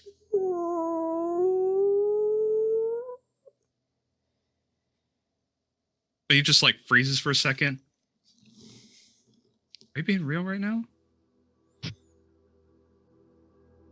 That was maybe a little too much modern language. Could have done that a long time ago. That's pretty cool. You You're look right. inside this, you look past the doorway, and you see that there is a spiral staircase that continues upwards. Okay. You know what? I'm all for this. I'm done with this room. This thing is creeping me out. We could just set this behind us, right? The stairway up. You know, the big guy is all the way up there, right? The top. That's where I would That's stay. what we think. Yeah. You want to take That's one what I would last expect. look? You can take the rear room, and we'll just keep going. And he'll just give you a smirk, like poking fun. Very funny, Gal. Come on, man. You could tell he just kind of like he kind of laughed a little bit. Like you could see he like cracked like a little bit of a smirk on the side of his face. Like, oh. But he actually just immediately walks out because you could tell this room is getting to him. All right, so one by one, you follow whom up the spiral staircase, ascending the spire of Castle Vargg. And that, my friends, is where we're going to take a quick 5-minute break, take a quick bio break. Thanks to everybody who's been hanging out with us. It's at 100% amazing how cautious the party has become, perhaps after the last session. It's pretty different gameplay. I'm very surprised you guys didn't go for any of the absolute destruction that you would have encountered in that room with all the It's mirrors. all but about that sermon. You create one bone golem, and yeah, you suddenly ruin it for Never again. everybody. All right, you guys, we'll be back. Thanks to everybody who's hanging out. Thanks for the advantages, Renreb. We appreciate you. Thanks, Fantasy Animal Vegan. You guys are all awesome. We love having you here. We miss you, Vamp. I saw you bouncing around in there. Good to see you. Happy day to you and your family. We'll be back. Stay scared. I don't know. Bye.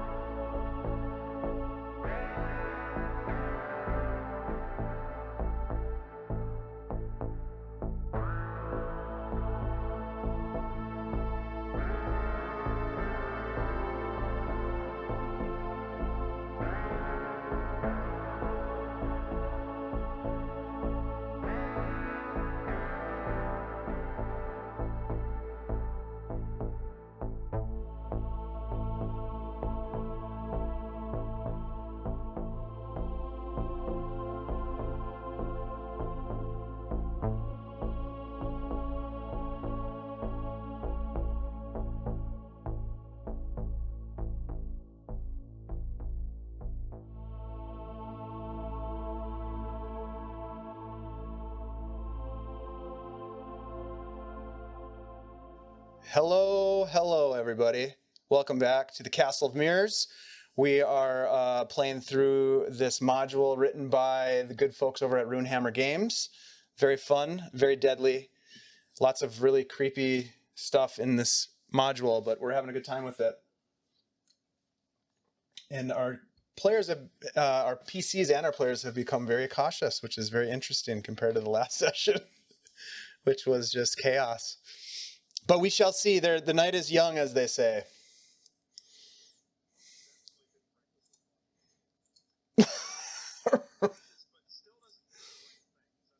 Well, the right thing. I mean, that's subjective, right?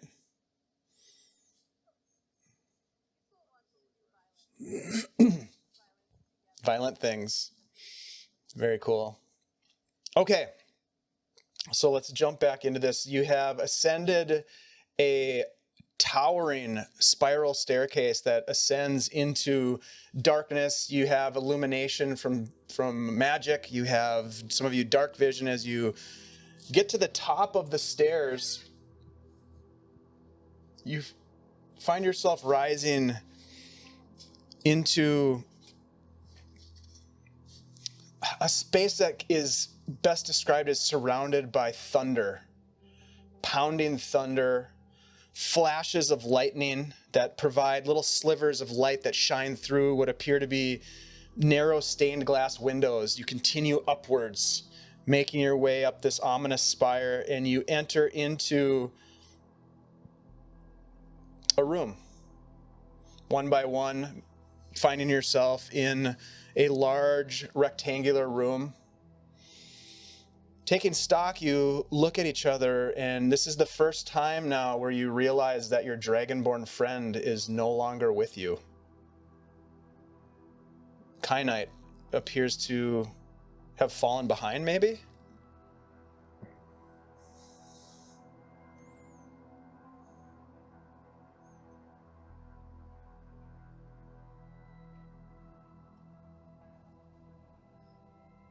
Everybody, you all turn around as he says that, and the doorway that you just came through is gone.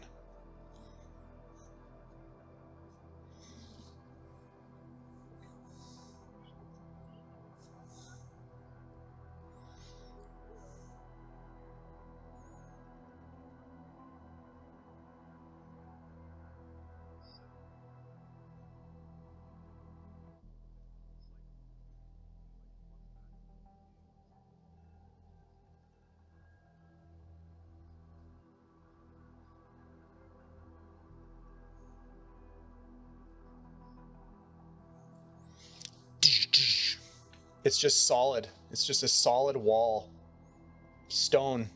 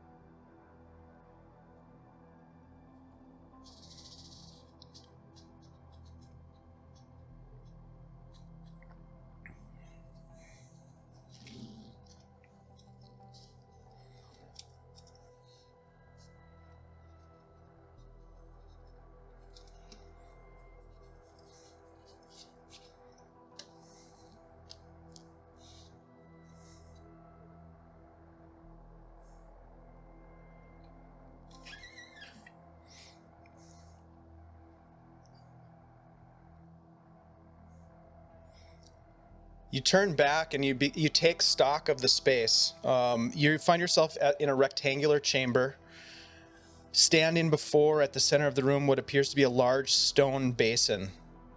Behind it, long, dust-covered tapestries depicting what appear to be regal members of what you can only ascertain as probably the Vargg lineage. They're old, perhaps a little worn and faded. Beyond the tapestries, a double door is set in the stone wall. The staircase behind you, again, has vanished. And you look about, there's no other exit besides these double doors. You hear a voice that echoes through the chamber. I have been expecting you. Enter. And the double doors just...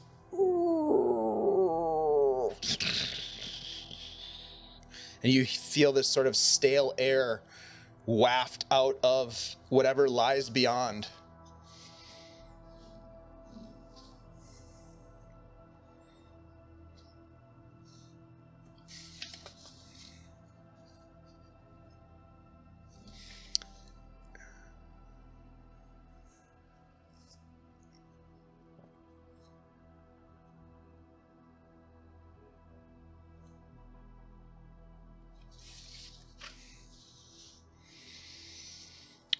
Roll an investigation check for me.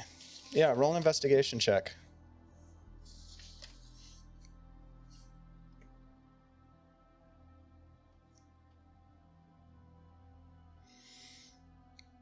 Describe for me how you investigate the basin.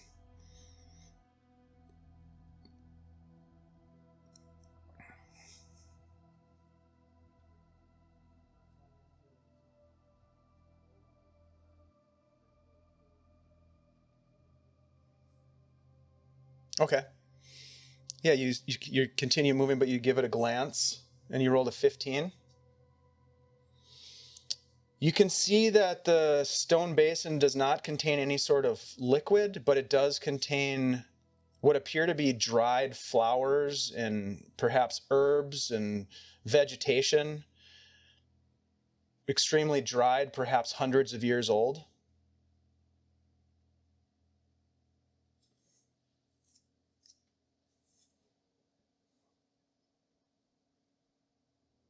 You grab a handful of the... Okay. All right. What do you do with them? Just hold on to them, or do you... Okay.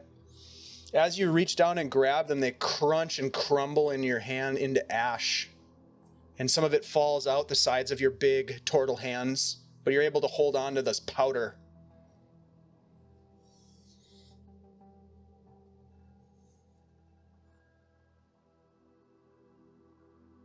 Okay. So each of you, one by one, moves through the doors that have opened before you. You enter into a chamber. There are candles flickering.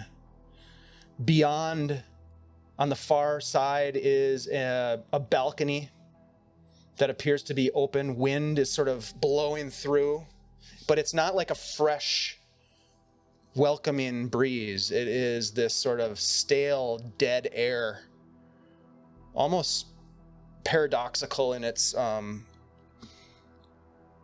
it's like a sense of movement, but stasis. Air that moves that hasn't moved. Air that has some sort of odor of 1,000 years in it. Black curtains along every wall, aside from the balcony entrance. Looking down, you can see that the floor is etched in blasphemous glyphs with heavy evil on the air. There is a iron sarcophagus at the center of the room.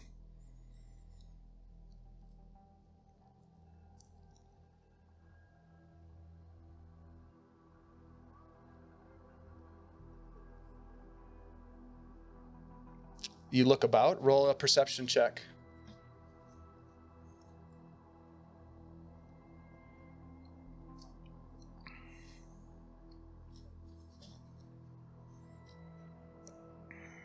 You look around, Tobias, and you don't see anybody. You can see the flames flickering. You see the open balcony. You see lightning crash across the sky. Thunder outside. But you get the sense that it's also not outside. You get the sense that you're at the tip of a spire on the precipice of this vast open landscape, but at the same time in the confines of some subterranean crypt. Isolde calls out.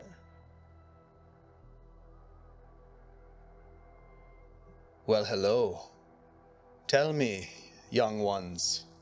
Why have you come here? Come closer.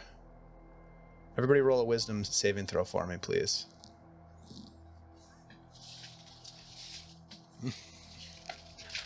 That's smart.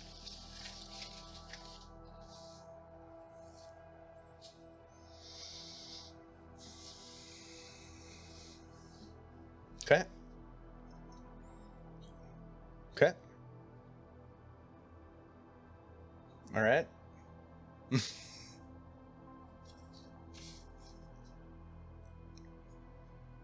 What'd you get, Gal?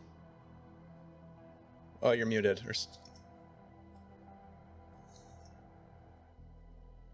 10. Okay, so Gel, Tobias, and Whom, you all start walking towards the sarcophagus. Isol, you watch as they start walking, as if drawn forward. You...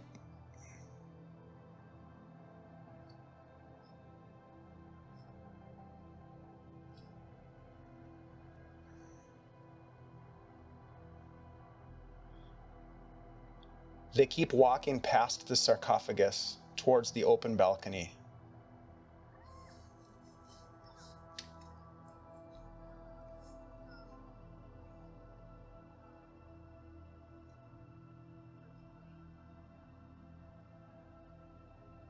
You can certainly try, you can roll, why don't you do this? Roll a wisdom saving throw for me. Okay.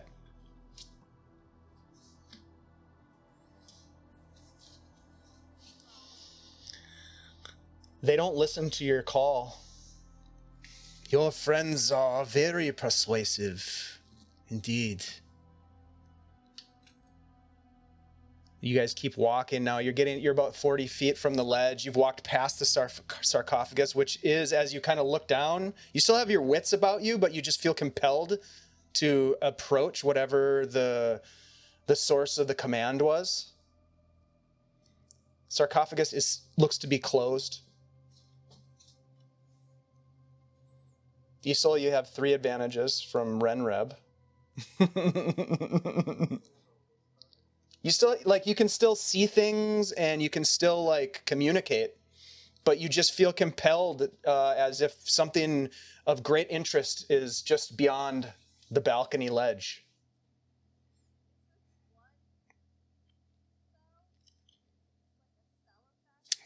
Yeah, you don't know. You're not sure. You're not sure.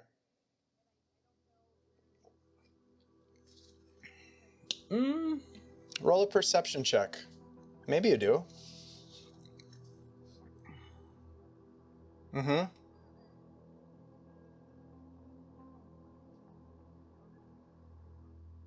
Mm-hmm.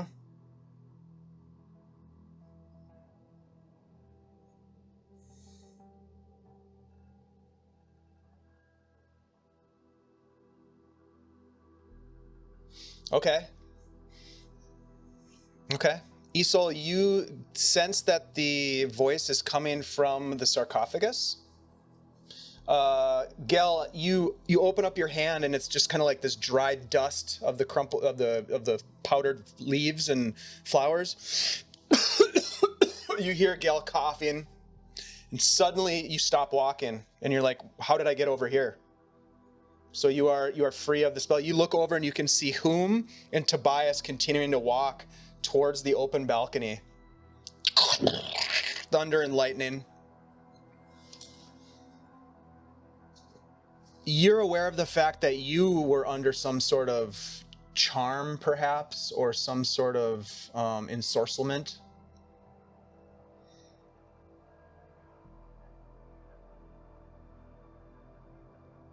Yeah, 100% you could. Go ahead and roll a grapple, an athletics check contested by Tobias. You'll have advantage on this roll.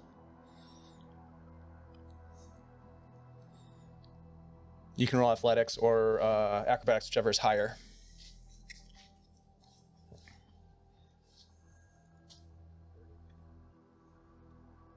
What'd you get, Gil? Oh, he kind of brushes you away. And you're not sure why, Tobias. Like, you're not sure why you're doing this. You feel like you're fine. It's almost as if somebody is playing you like a marionette.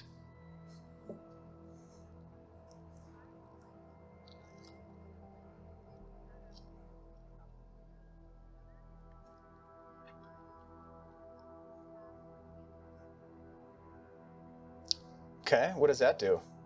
That sounds fun.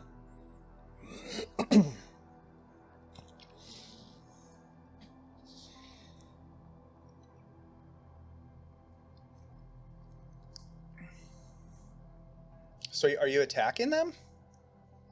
Okay. Okay. All right, everybody roll a dexterity save. Or I guess not everybody, but Whom and Tobias. I don't know if you want to fail it or not.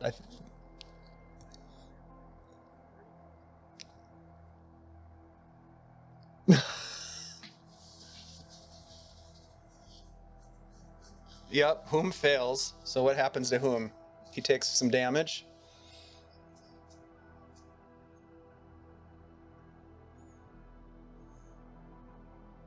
Yep. Perfect. So roll us some damage, please. This is great. I don't even have to do anything. You guys are going to take care of each other. So Whom, you take 5 force damage, and you are suddenly snapped out of whatever it was that was causing you to move forward. You stop dead in your tracks, confused for a minute, bloodied from the sword burst.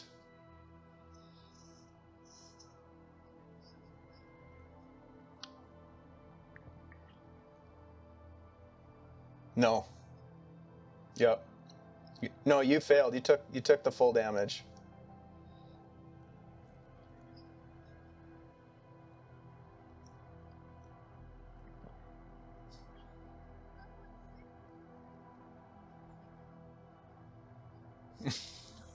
Just whack them.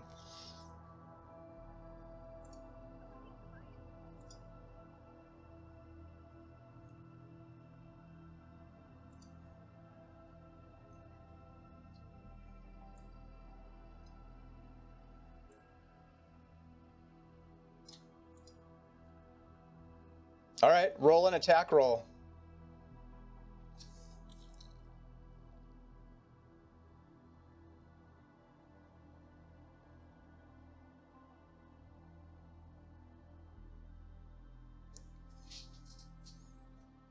What kind of damage is this going to do? So basically kind of like a punch. So it'd do one point of bludgeoning plus your strength.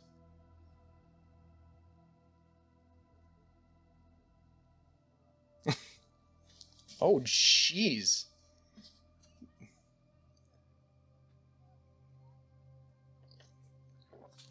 You do snap out of it, and as you gain your consciousness, you all hear this laughter.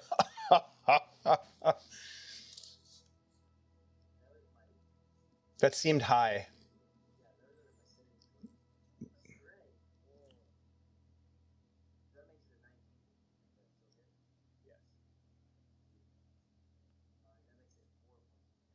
That sounds better. Yep, that sounds better. I was wondering why you had an 8 strength bonus. Nevertheless, you snap out of it. You are all now in control of your capacities. You hear this laughter emanating throughout this chamber, lightning and thunder. You are fun playthings. But now it's time to take that hope away from you. Yes, you came with much. Please, everyone, roll initiative as these bats fly in through the open windows of the balcony, land in front of you, and they suddenly turn into these creatures, humanoid creatures that are going to fight you. And you know it's going to be a fight because we are rolling into some combat music. All right. There are 3 of these bat creatures.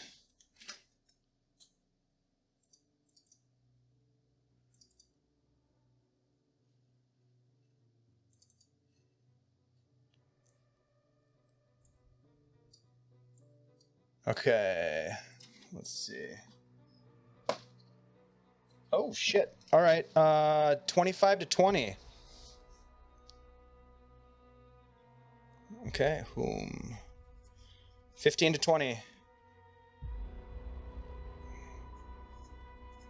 Okay, 10 to 15. Rory, you might be muted again or something. I didn't hear you.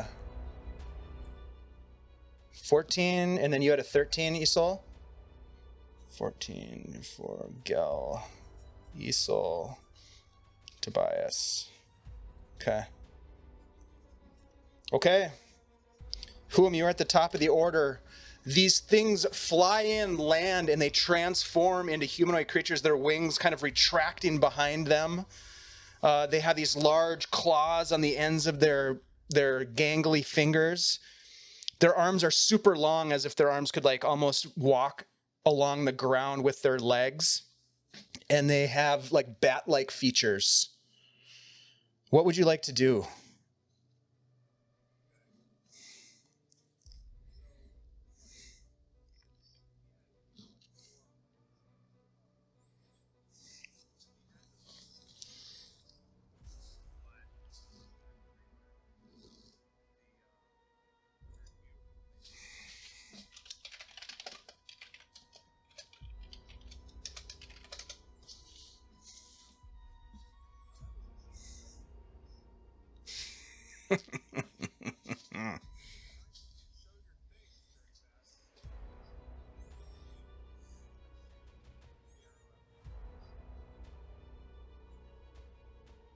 Okay. Let's see. We have a map for this. Let's go to a map. Oh.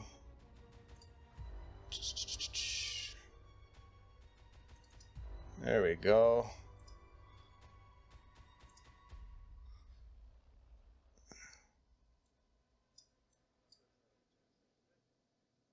Yes, that hits.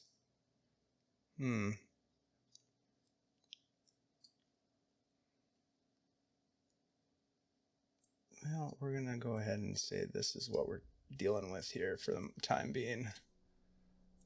Not quite what I envisioned them looking like, but that'll work. All right, which one did you shoot at? Number 1, number 2, or number 3? And how much damage did you do? Okay.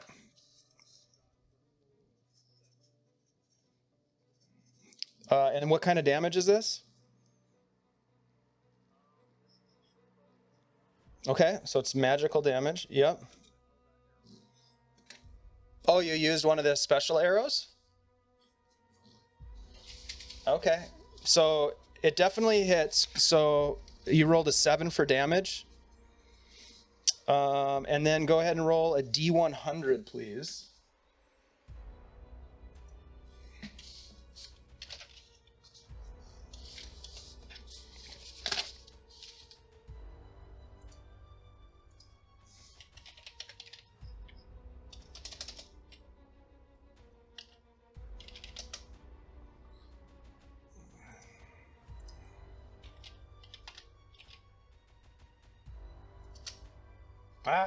Hold on.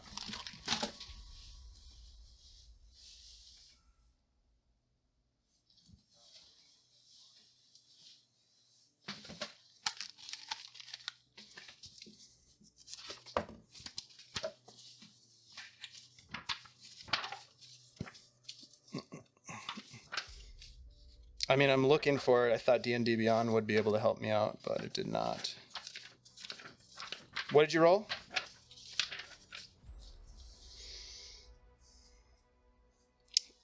Let's see. Whom? You look over, after you fire the bow, you look over like for approval from Gel. and you look at Gel, and Gel's face is like distorted into this almost demonic sort of smile, and you are now frightened from Gel until the end of your next turn.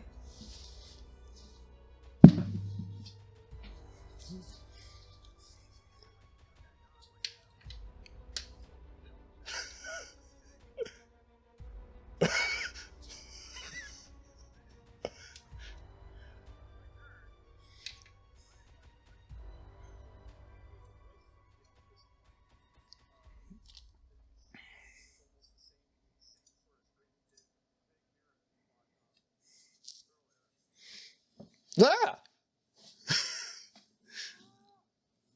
So you use the rest of your movement to move away from Gel. Yep. Okay. That is a just so folks know what that is. It's a chaos arrow, and we roll a D100 on the wild magic sorcerer table. So there you go. All right. So then it is. Anything else for you, Whom? Do you have a bonus action or anything else you want to do? You're on towards them, huh? All right.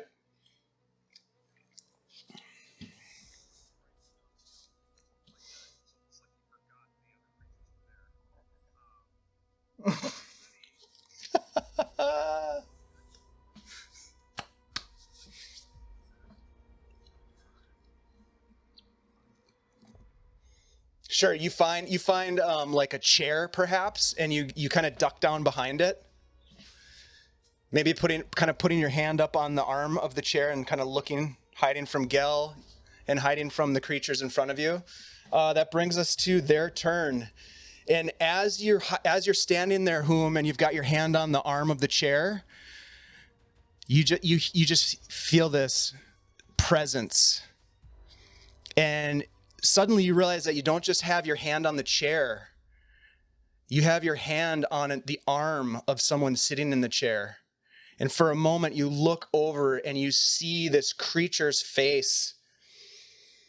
Sunken skin, pale, gives you this broad grin with all these, not just like the classic vampire incisor fangs. Its whole mouth is a maw of jagged teeth. Welcome home. Roll a charisma saving throw, please.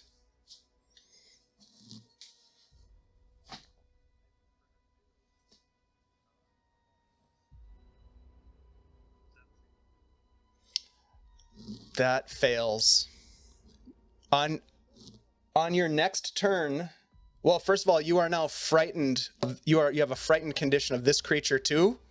And on your next turn, you have to use your full movement to move away from the creature, which would put you behind Isol, behind your companions up against the wall on your next turn.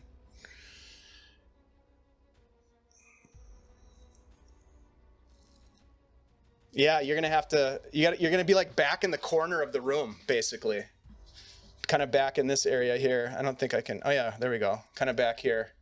Bloop, bloop. But that's on your next turn. Yep, that's on your next turn. So these guys are gonna swoop in. Let's see. Do they have good?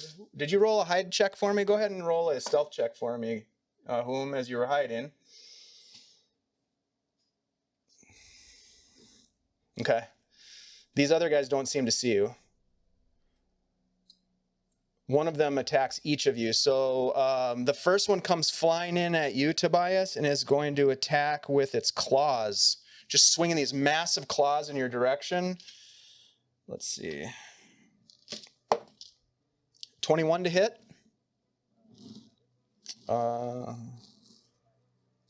Sure, yeah.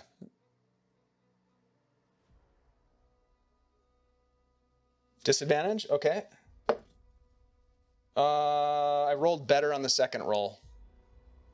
So 21 to hit. Let's see. That is going to be 5 slashing damage. Second claw attack on you. Does this one have disadvantage as well, Gel, or is it only the first one? Okay. 19 on this one to hit. Oop. That is going to be eight more slashing damage. These are non-magical attacks. Do you have any reactions or anything that you want to use? Okay. All right, Gel, 2 claw attacks on you. An 11 is not going to hit. What about a 19? Okay. That's only 6 slashing damage. Isol, one of them is going to attack you. Now, you have protection from good and evil. What does that protect you from? Undead? Perfect. So this will be a disadvantaged attack on you, the first one. That is going to be 16. Ew. That's going to be 8 slashing. Second one, disadvantage. That one is only a 14.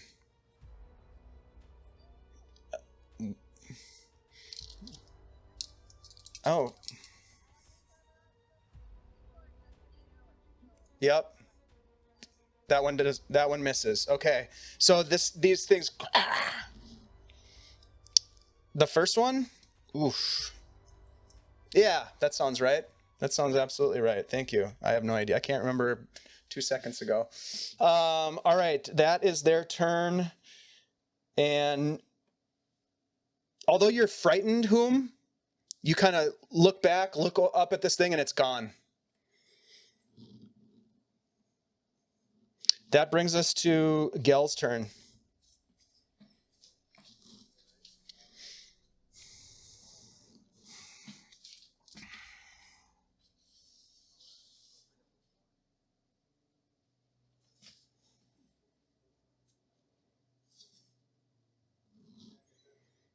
Okay. You're not flanking.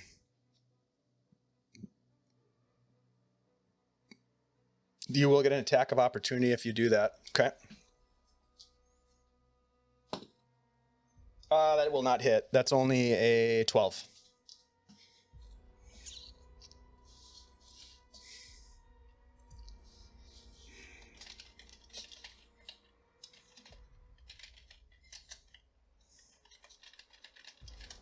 That's right. Yep, the longsword of fallen saints. +1 bonus to attack and damage rolls. 26 definitely hits.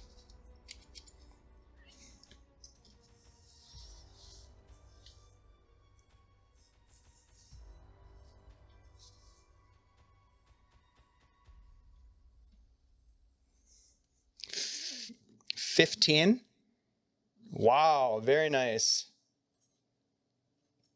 Big blast as you cut through the back of this, whatever this weird bat-like spawn of this Dark Lord is. Anything else from Gel?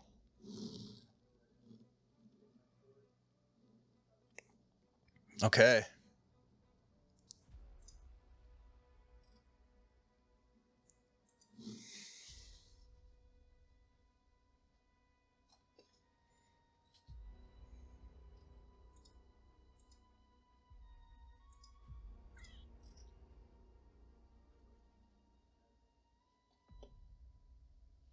$17. 17 is going to hit. Hit number, the same one, number 1. Okay.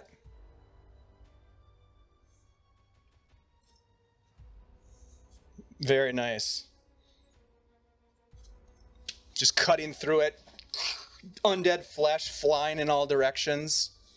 Doesn't seem to phase it too much as it is dead set on your companion, Tobias. And Isol, it's your turn. Tobias, you're on deck.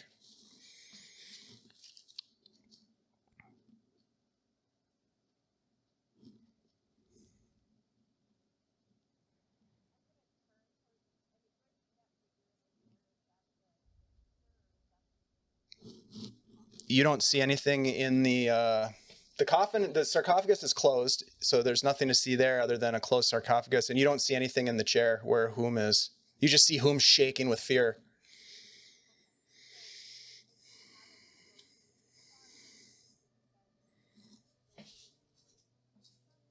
I did, yep.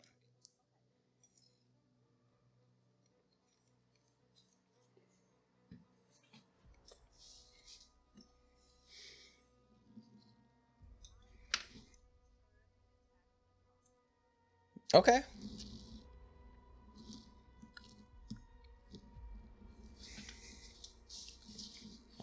Nice.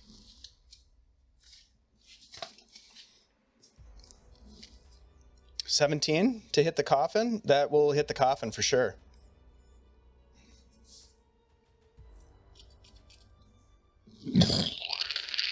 Your fire just kind of like radiates across the surface, and you just hear nicely done. Anything else?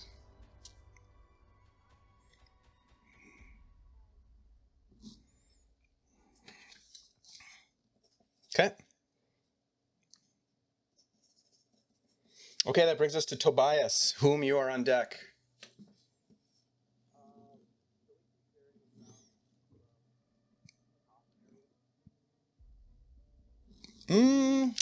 I don't think you do. Roll a perception check if you're trying to ascertain where the voices are coming from.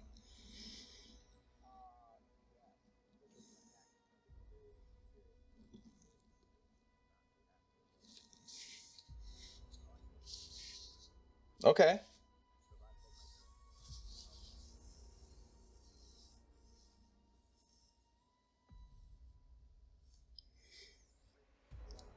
$11. The last voice that you heard came from the balcony.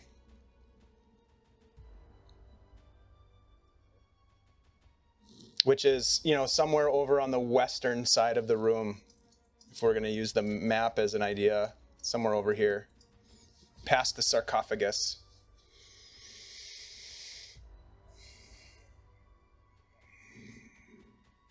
Was that a perception check?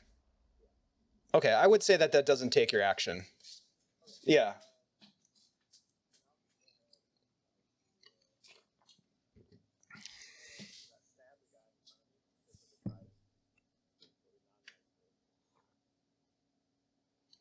Okay, non-magical attack on number 1. It will. Ooh, nope. Did you roll with advantage? Okay.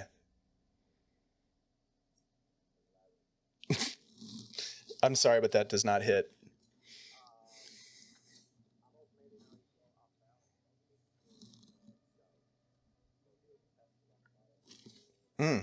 Okay. Okay. Sure. Nope, 19.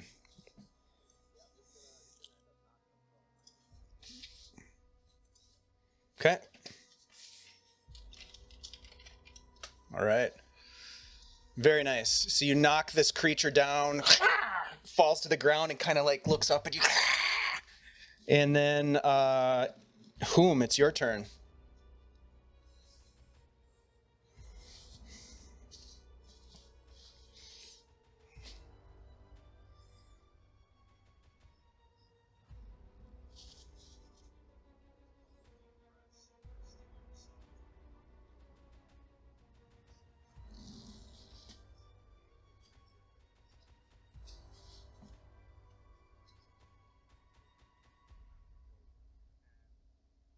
You also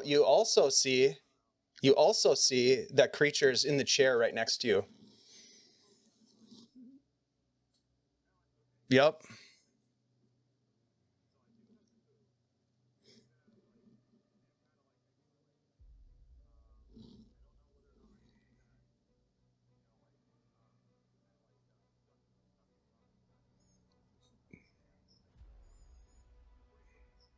Yeah, I mean, you can run off away from both Gel and this guy in the chair in any way that you want to.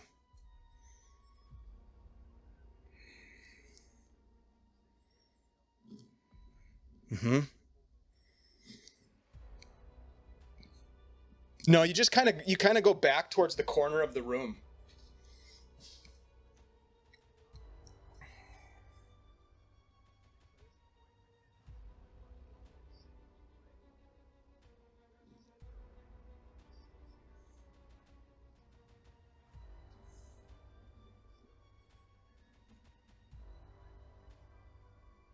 Okay.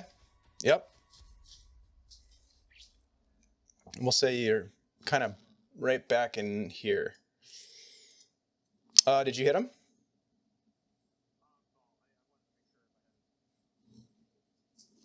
Well, he's also engaged with with an ally of yours. So yeah, you would get. Were you asking about? Sorry, I might have misread your. You do get sneak attack if you hit.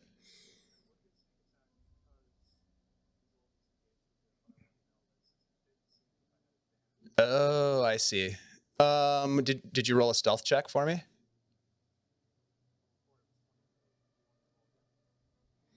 Did you roll this turn? I'm sorry, I'm not tracking very well right now. Yep, you'd need to roll this turn. 18? No, he definitely sees you. Yeah, I just rolled a 22. But you can still take a shot at him. Yeah.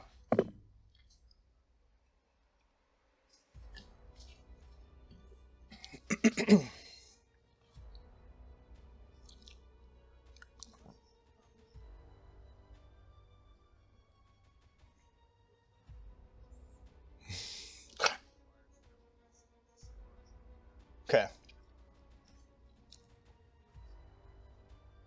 Oh yeah, that hits for sure.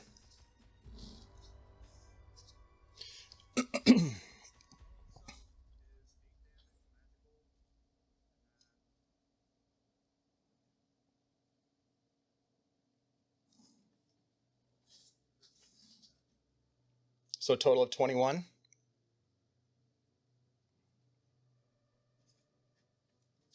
Okay. Wow, nicely done. Isol, you watch as an arrow comes out of nowhere, right in the chest. All right, anything else from whom? Bonus action?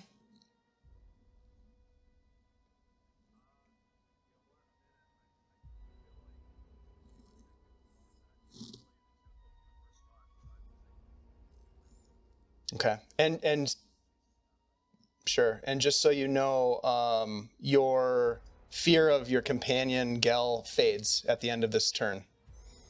So you're no longer afraid of Gel. And you look back at the chair where that creature was that freaked you out. It's no longer there either. So that is, for the moment, that fear has subsided from that location. That brings us to these creatures. The first one is going to attack Tobias. It's going to get up from a prone position first, using half of its movement. It's going to attack. I don't think that's going to hit. 14. So the first claw attack misses. Second claw attack is an 11. That's going to miss. Number 2 is going to approach you as well and attack you, Tobias. The first one is a 12. That's going to miss. Second one is a dirty 20. That one hits. That's going to be a 8 slashing damage. Isol, the one that just got hit with an arrow from whom, is going to attack you with a couple of claw attacks. A 16 on the first one.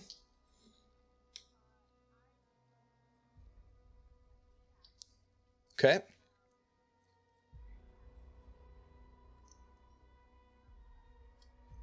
Okay. Is that does that last, or is that instantaneous?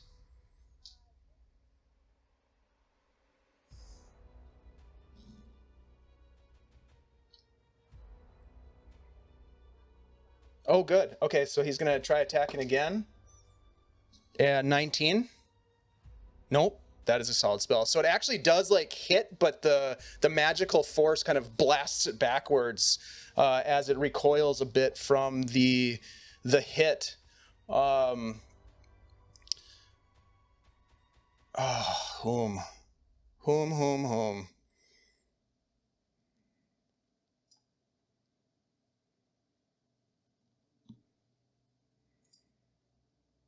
As you cower in the corner, this creature,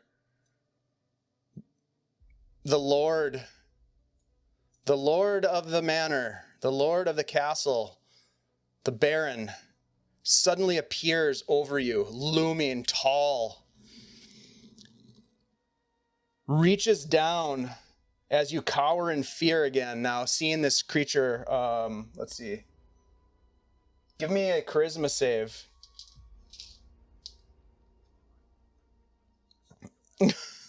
Oh, shit. A 0? So last episode, Kai Knight had a little pee-pee in his panties, in his pantaloons. This time you have a little pee-pee. As you hear in your head, "You have brought hope. Thank you for that." And he reaches down and his mouth opens with these big teeth and he comes down and tries to bite right into you.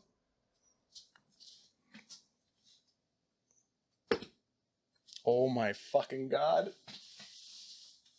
I just rolled a natural 20. I just rolled a natural 20. I'm so sorry.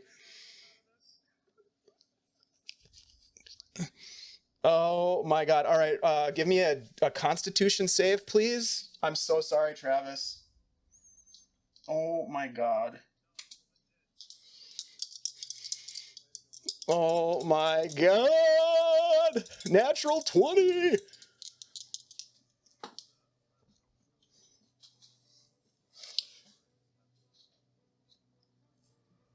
Okay. Whom you drop to 0 hit points as your life force is extracted. What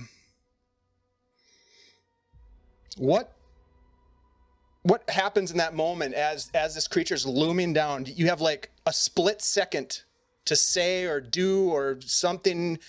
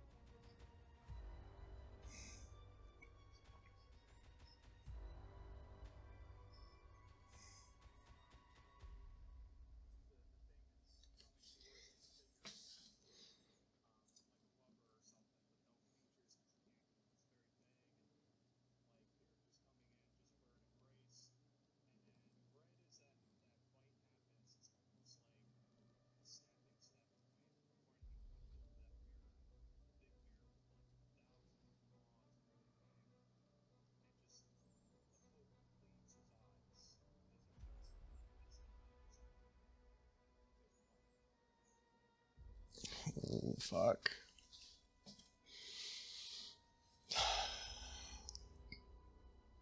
Wow. All right.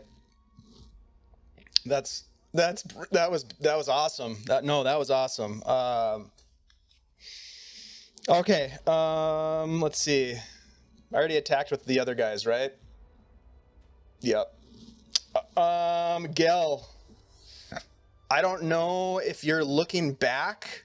I would say you're kind of looking, because you're flanking number 1, right? So you're kind of looking at Tobias. You can see this creature appear over your friend. At first you're like, why are you running away?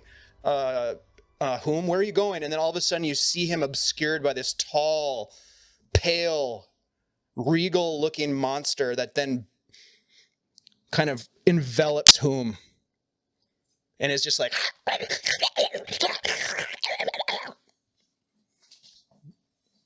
feeding on your friend. What do you do?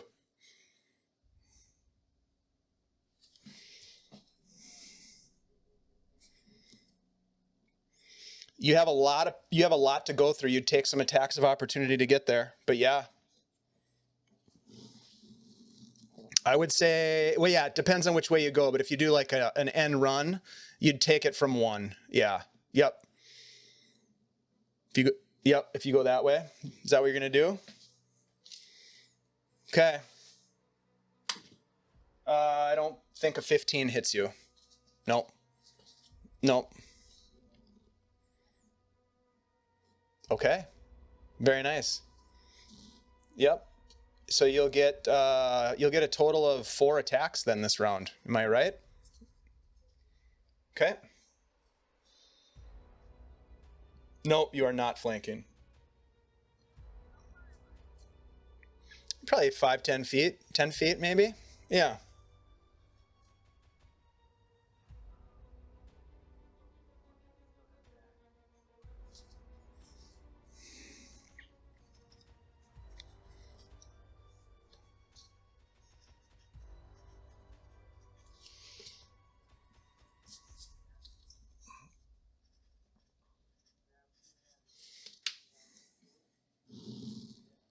Okay.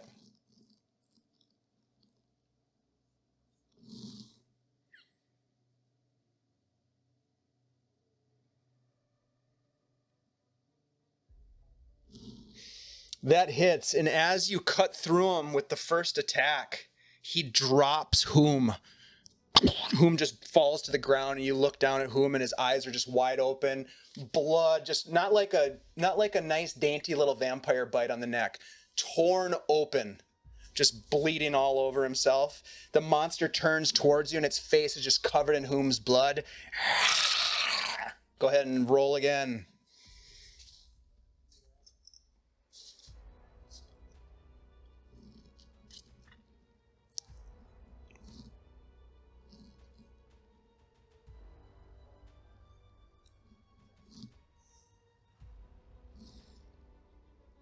Yep, that hits as well. Give me a couple of I think you didn't give me damage on the first one either, so that's okay.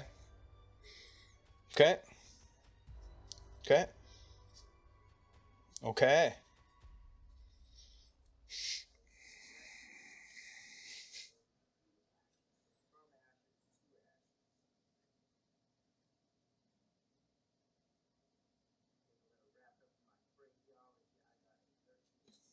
Oh, that does not hit. It just grabs the sword blade as you swing, and it kind of cuts into its hand, and you can see like blood coming down its hand, and then it just kind of throws the sword to the side, licks its hand.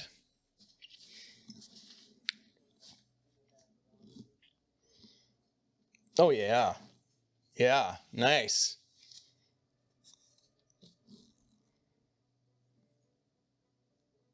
Six? Okay. You've done some damage to this guy. I like it. Let's see. Anything else? You moved? You have a bonus action? Or that's what you used your action surge? Yep. All right. So Isol.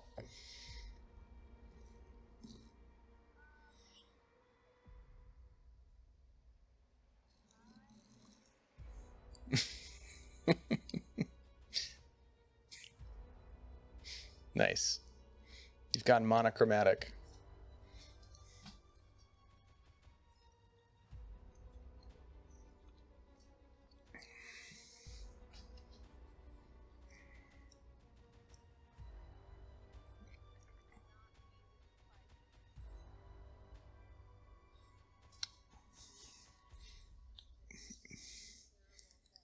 Give me a charisma saving throw, please.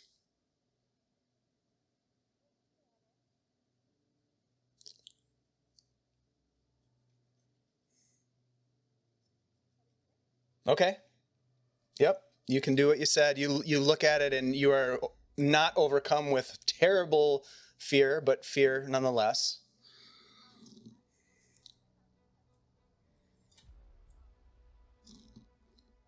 Oh, then you're not feared. Perfect.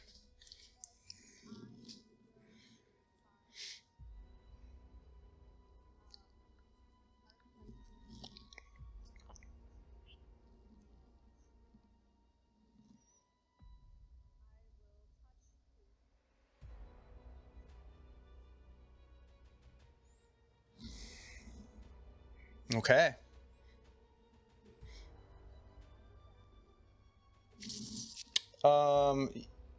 You will take an attack of opportunity.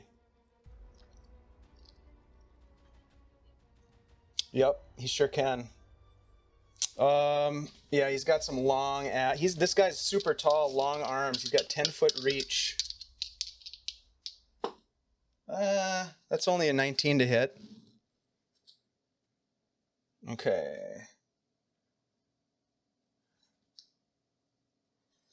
Just be happy it wasn't a bite and it was just a claw. Oh, shit. 16 slashing damage.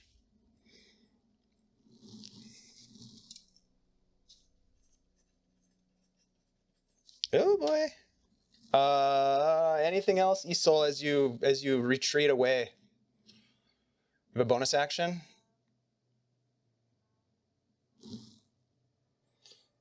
Okay, Tobias, and then whom you kind of with 10 hit points. You're up next.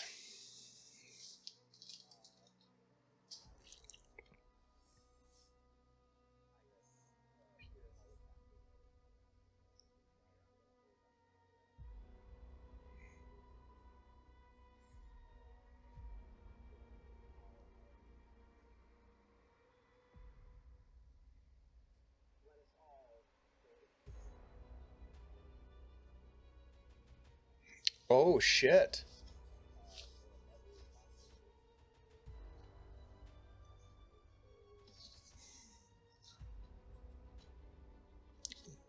$13 con save. Okay, so that would be all of the hostiles. So we'll go number 1, con save. A natural 1, so number 1 fails. I rolled a 19, so 22 on the second one, and 13 on 3. And then for Hedron, he is going to choose to succeed.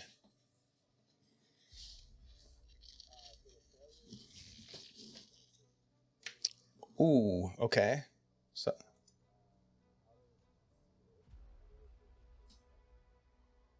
7, okay. All right. 13 and 7. Tell me what happens to number 1 as it is eviscerated by your radiance.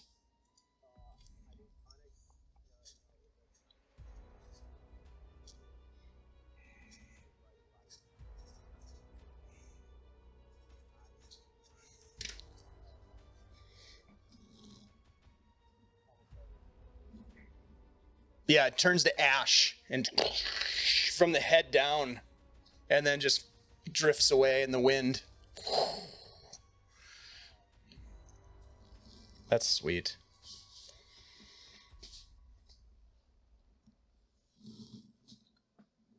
There goes Rory. Rory got scared.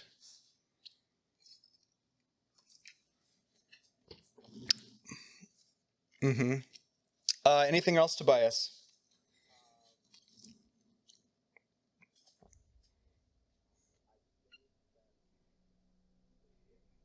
Hey, thanks for the raid, Prometheus 2128. We appreciate you. We've gone slightly askew here recently with the loss of one of our players, but I'm sure Rory's fine and will be back shortly.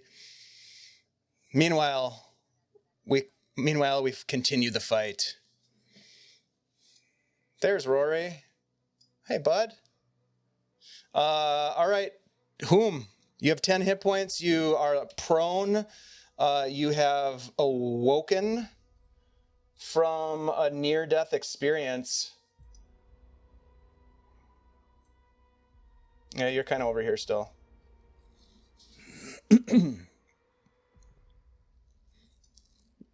Yeah, this creature is standing above you but has turned to face Gel.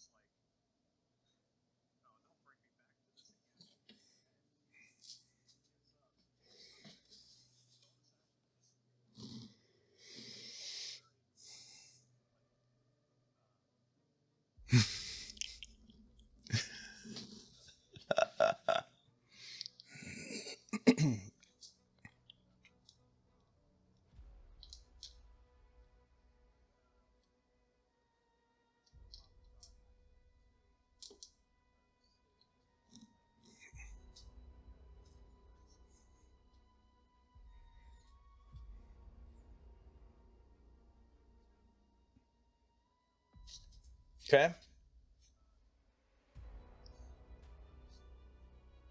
Yeah, that hits. And give me that sweet, sweet sneak attack damage, please.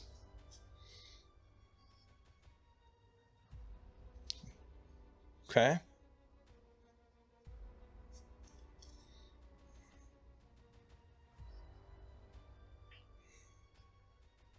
Okay, nice.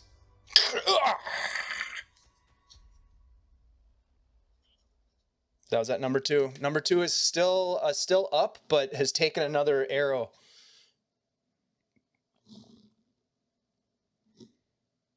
All right, anything else from whom? You used your bonus action, your attack action,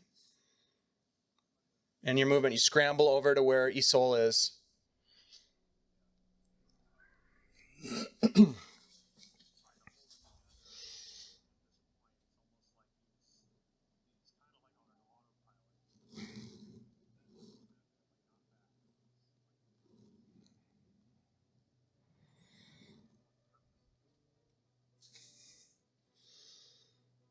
Tobias, do you have a specific deity that you worship?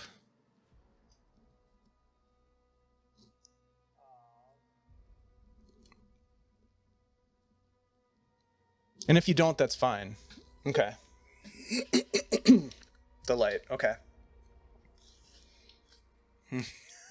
It's been a while. It was beautiful. All right, that brings us to the baddie's turn. Hedron, just blood smeared across his face. This gangly, busted up grill, jagged teeth. Just kind of looks at you, Tobias, as you had called upon the divine power, channeling the divinity of the light, and he looks at you and says, "You are the one with the most hope, then, I see. Very well, I will take it from you." And disappears from its location, reappearing right behind you. And no, it's not. It's a feature of the monster class that it is. Does that matter? If it was a spell, it would matter. Yeah, no, not a spell. But it does reappear behind you and is, I would say probably not. Probably closer to 10.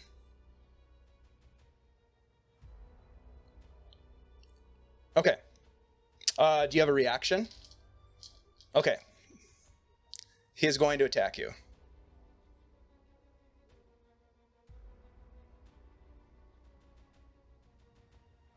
Nice.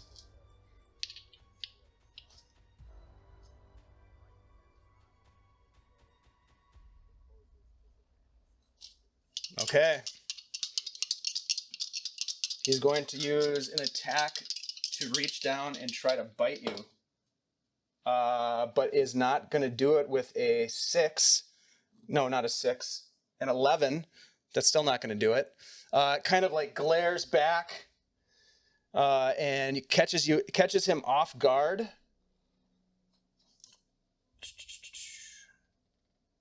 And then is going to follow up by trying to slash at you and try to slash the flare away. Does it last, or is it just for one? Okay. Ooh, that's not going to hit either. That's a 10. So he swings at you and misses on the second one, and you sense like a little bit of shock. Let's see, what else can he do? With that, through the window, the open balcony window come... Fuck. 3 swarms of bats come flying through the window. This thing senses that perhaps the light and the hope is powerful with this group. That is the end of his turn. His minions are going to attack one against you, Tobias, with advantage. He's going to kind of get flanking. Ooh, I don't think that's going to hit. Is that an 18 to hit? Okay, okay. That's going to be 7 slashing and a 19 to hit on the second one is going to be 6 slashing. And then Isol, there's one on you that's going to attack you. I don't think that's going to hit. Well, yeah, your AC is so low, but you do have the, don't you have the mage armor up or something? Okay, 17. Okay.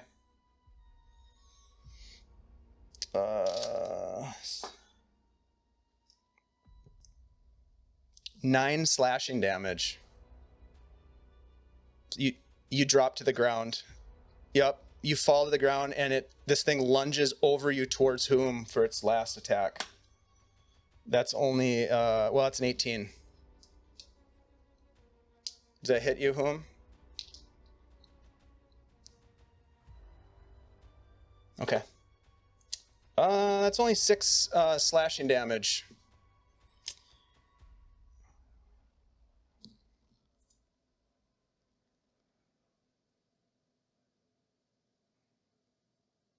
I think it is. Yeah, it halves it. Yep, so you definitely saw that coming, and that's 3. So 3 slashing damage. That's the end of their turn. It is Gel's turn.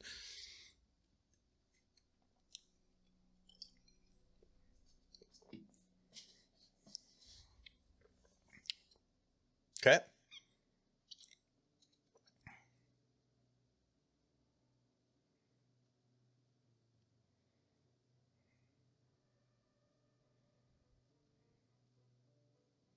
$26 does hit.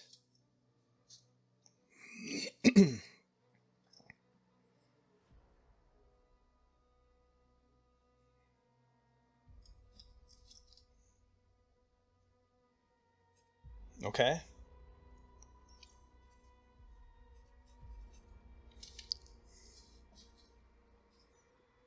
But yeah, that hits too.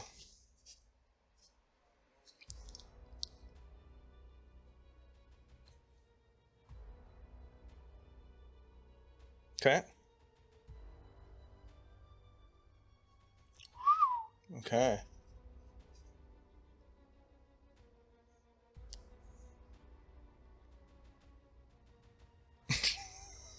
Nice. Your horticulture sucks.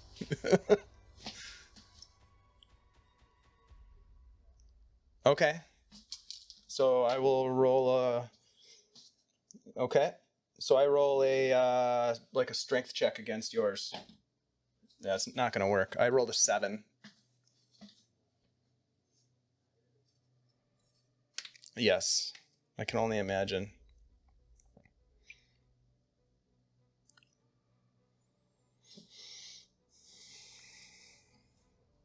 Oh yeah, you grapple this thing.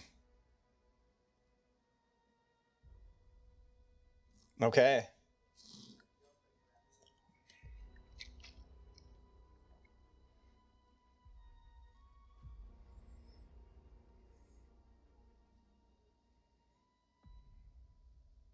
Okay. And that is Isol's turn, and you all hear that as you watch Gel grab onto this tall creature that actually is taller than he is, and he's a big boy.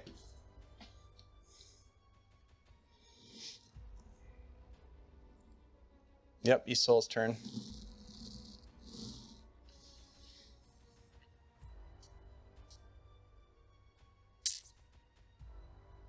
Yeah, you have the amulet.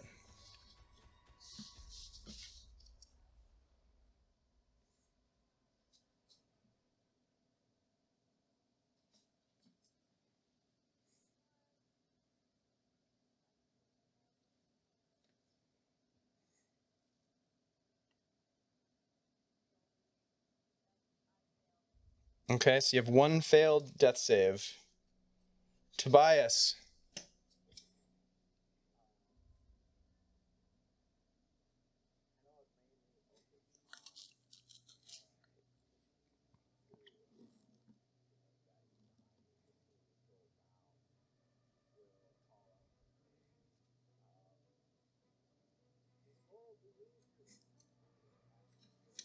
Nice.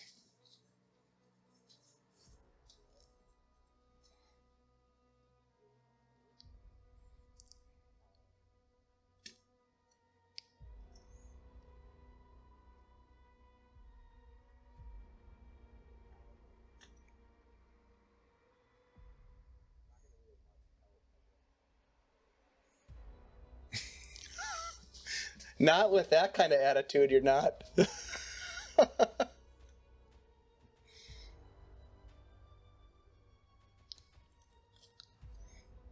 Okay. Number 2? Yeah, totally. Okay. Okay. Back at the top of the order, whom? This creature is coming at you. Your friend Isol was down, but just opened their eyes.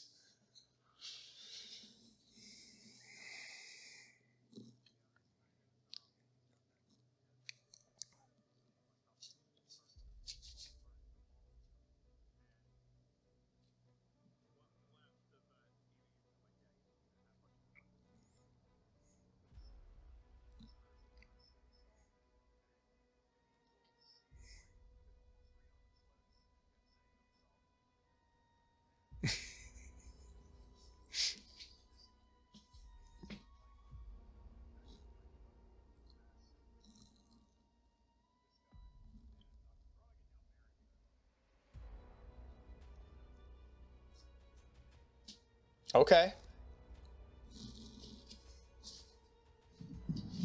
Hey, big boy. Okay.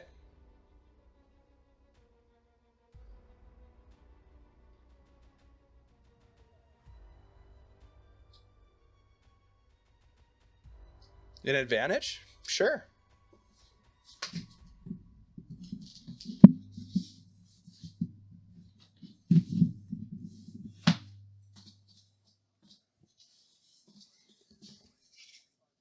No, that definitely hits. Go ahead and roll the damage first. And then I will need a D20. Or excuse me, a D100. This could get interesting.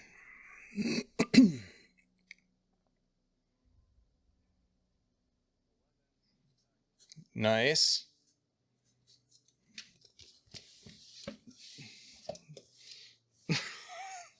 Yep. Oh my God, this is so bad, dude. I'm so sorry. You got the worst ones. No, this is great. What remind me? What did you roll? A 56? Oh, I just had to double check. Your hair begins to just fall out instantaneously. Your dwarven beard, your man bun, all of the hair on your body sloughs off of your head as you now are bald. But don't worry, it'll grow back in 24 hours. Oh my God.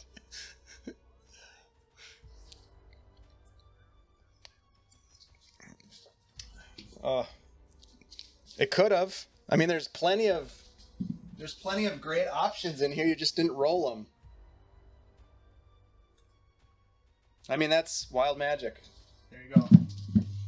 Anything else from whom? Mm-hmm. Okay. All right. Well,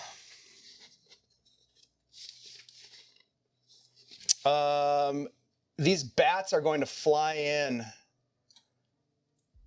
and they are going to swarm Tobias and Gel.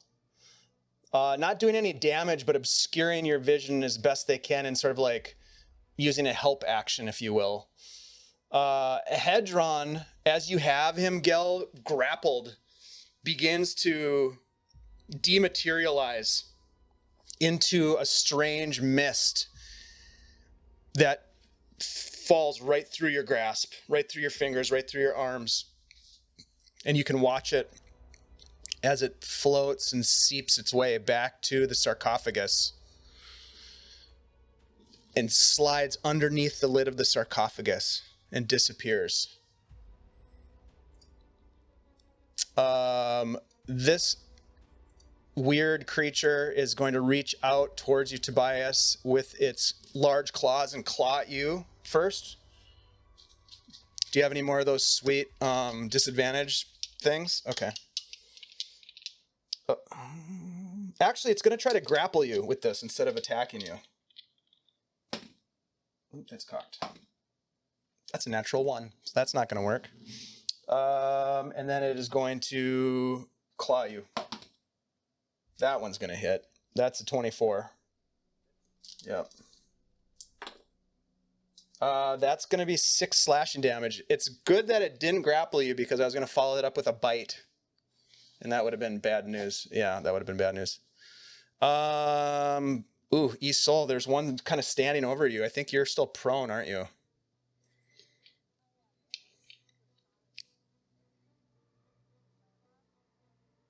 Oh. You would have lost it. That was an auto. Yep, auto loss. That's not good. And you are prone, so I think this attack is with advantage, isn't it? Attacks against the creature have advantage. Yep. It's not good. It's not good. It's gonna grapple you. Yeah. That's going to be a 21 to grapple you, and then it is going to bite you.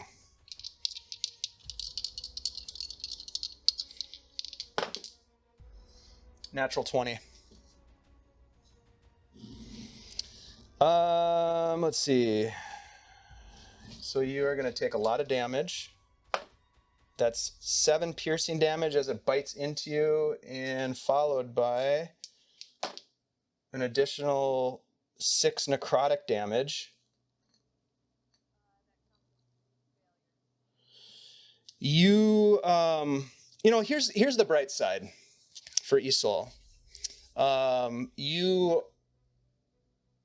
Well, actually, there's no bright side. I was trying to come up with something. However, as quickly as the light fades from your eyes, a darkness takes its place. As you now rise, Isol, as a creature of hedrons. So now you... Oh, do you have more death saves?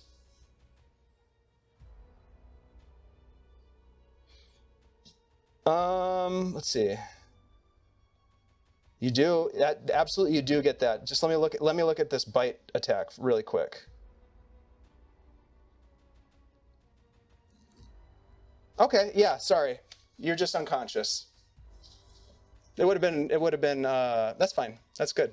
All right. So, yep, I want to turn you so bad. I really, really do. That is my turn. Gel. The thing just evaporated from your arms, and now there's all these bats like swirling around your head.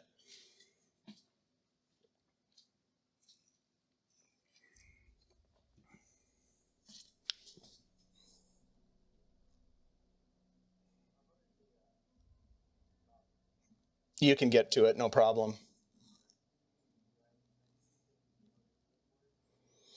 It just looks like a heavy stone lid on top of a stone sarcophagus. Okay. You're gonna try to push it off. Give me a strength check.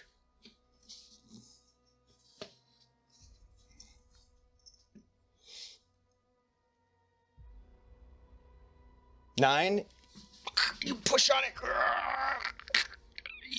You push and it starts to slide just a little bit. You can't see inside of it yet, but it just kind of budges a little bit.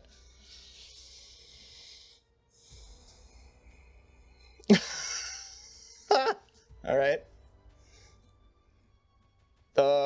Just so happens that it's Isolde's turn.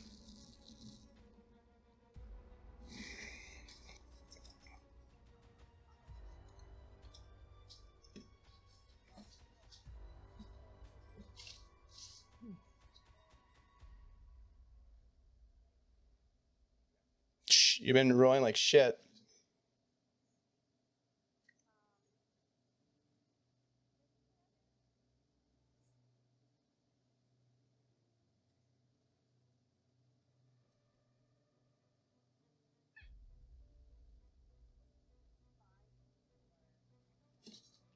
Oof.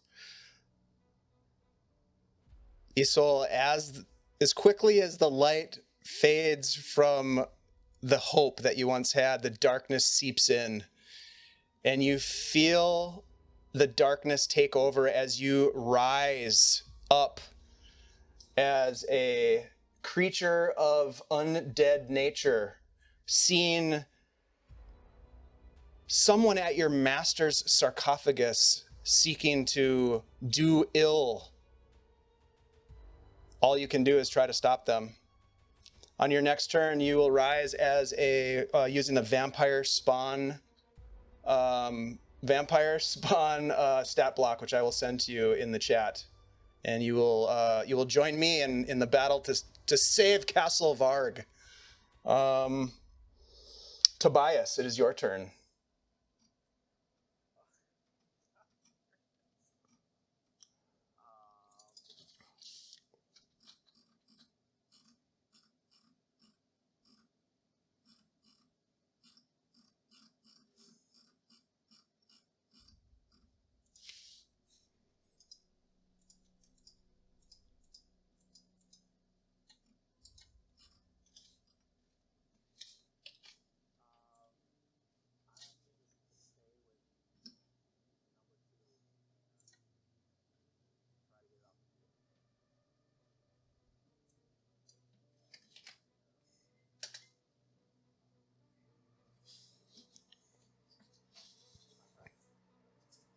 Okay. It's all right. Go after number 2. Yep. That hits.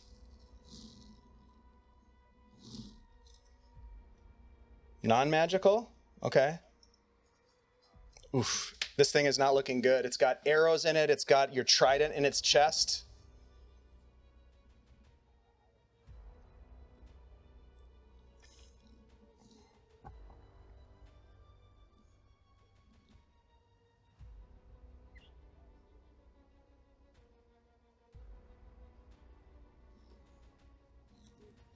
Yeah, you watch as she rises up, pale, blood-soaked. All right, Whom? You also saw that happen.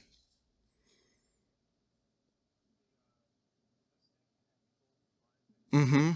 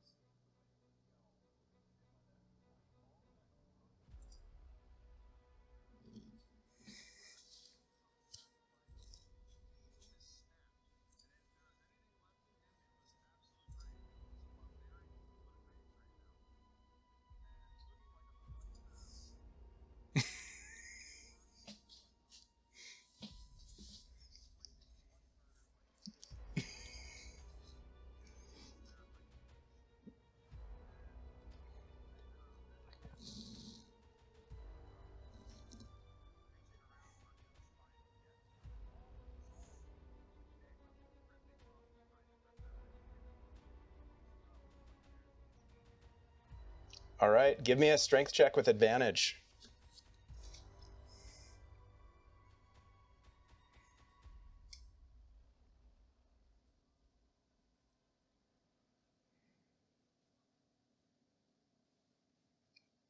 Very nice. You come over and you start pulling on the lid as Gel is pushing, and you just hear it scraping stone on stone. As you start to expose it, you can start to just see inside now. It is dark inside, and it is probably about a third open. You can start to see that there is fabric inside. If you continue with this progress, you'll have it open enough where you can really get a good look on the next turn.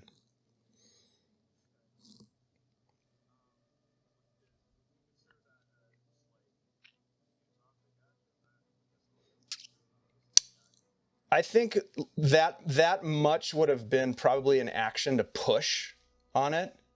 But if you have bonus actions and stuff, you certainly use those.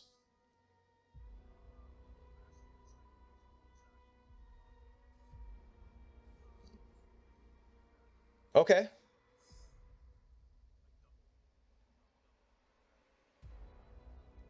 Double hands? So you're trying to use that to do more, like open it more?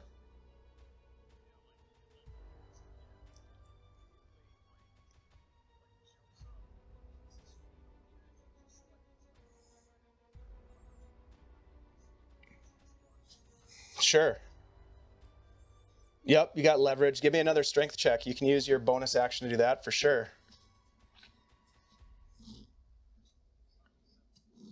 Yeah, same thing.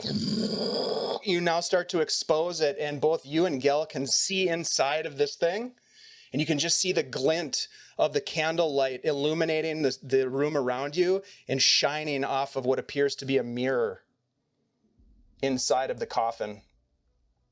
And we'll come back to you guys on the next turn.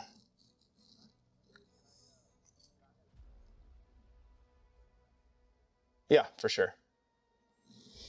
All right, so it is their turn. So seeing what's going on, these individuals are going to move towards first this one, and then this one is going to just blow past you, Tobias, but you can take an attack of opportunity on it. Yep. They need to save their master. Yeah, that hits. What are you hitting it with? Okay. 8 points. Okay. Non-magical, thank you.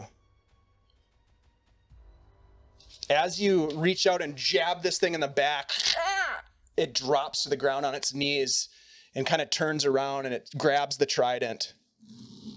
Not dead, but it is dropped to the ground and looks like it's on its last gangly leg. The other one makes it over to behind you, whom it is going to attack you.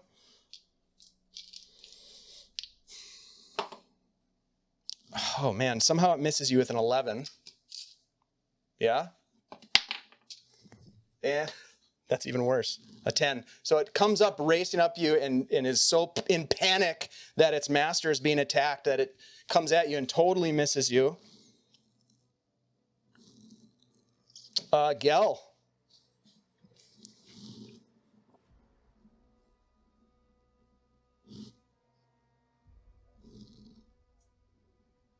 Yep, you see, yep, it has been pushed back enough where you can see that there's a mirror. It's not fully exposed yet. You could give the lid a final push as you don't even need to use an action to do it, and you can push it off of the top of the sarcophagus.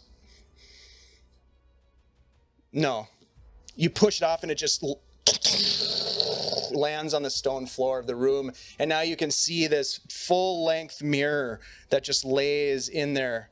And as you look down at the mirror, you can see the visage of an elegant royal individual laying in rest, hands clasped over their chest, pale as if entombed, but not the evil darkness that you saw.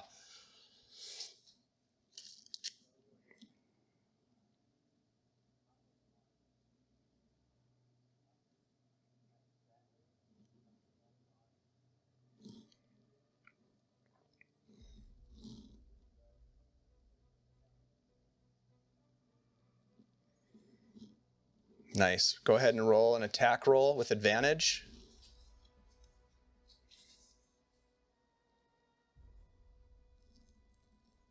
That hits. Roll damage.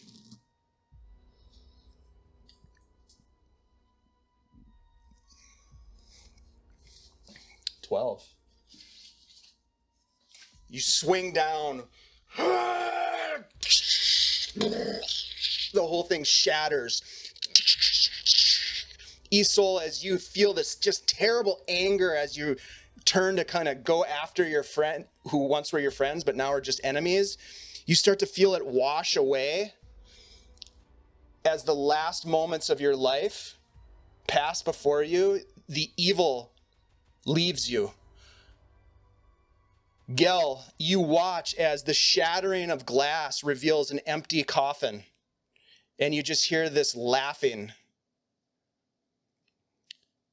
And then suddenly, the sucking sound as things begin to be pulled into the sarcophagus. Everything around you begins to get pulled. Everybody roll, except for Isol, everybody else roll a dexterity saving throw, please.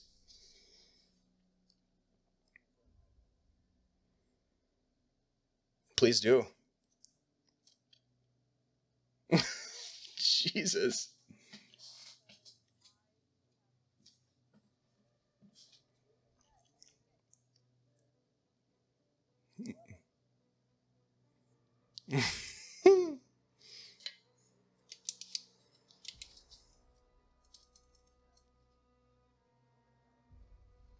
Okay. Whom? Nice. All right, one by one, first Gel and then Tobias get sucked down into this void. The body of Isol flies across the room, hits the sarcophagus, gets pulled up and sucked down in front of you, whom you watch as the bodies of these evil creatures that you'd been fighting get sucked down in. The bats are trying to flap away, but they too get sucked into it. Whom stands alone at the top of the sarcophagus, his friends having been sucked into God knows where. And that, my friends, is where we're going to end the Castle of Mirrors adventure. The dice gods did not like you. That's true. The question I'd like to pose to you guys is, what is worse, being pulled into the void after having destroyed the last and most important mirror, or to be left alone standing in this crypt? Whom? I'm looking at you. All of your friends gone.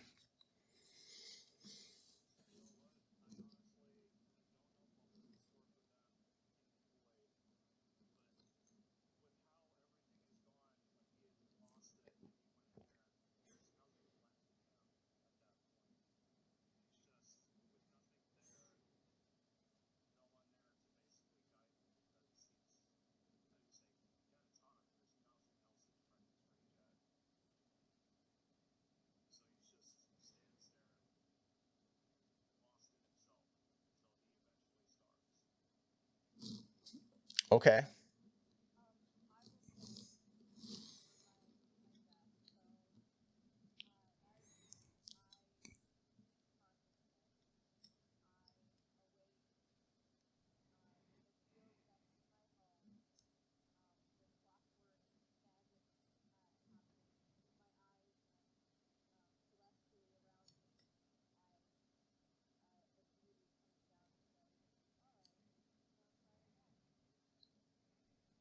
Ooh, nice.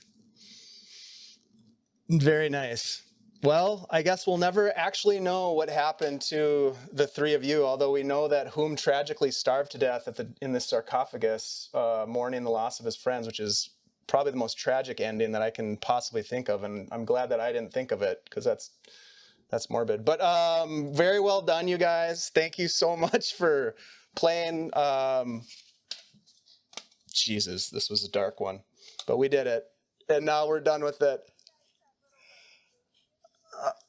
Oh my God, no, we can't, we can't do it again. I was trying to think, okay, what did they get pulled into? And one of the things that I was thinking about, if we had had more time, it would have been back in the courtyard. And then I was going to end with the Tarrasque erupting from the ground again. But anyways, we didn't get there. Yeah, you're caught in the glitch. There's a glitch in the system.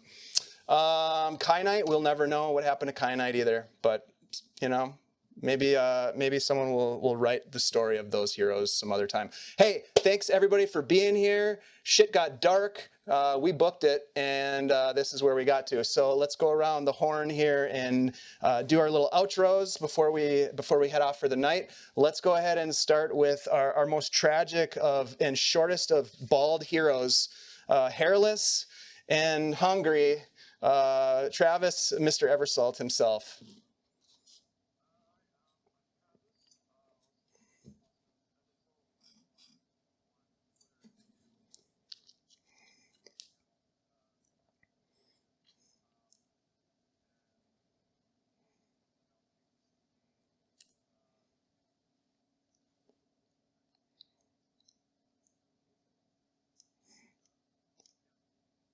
Heck yeah. Yep. Can't wait. Can't wait. It's going to be awesome. Thanks for being here, Travis. It was also awesome seeing you for GuildCon over the weekend. So I'm glad you made it to Duluth, and that was super fun. Yeah. Yeah, that was wonderful. Let's jump over to Tithalanos.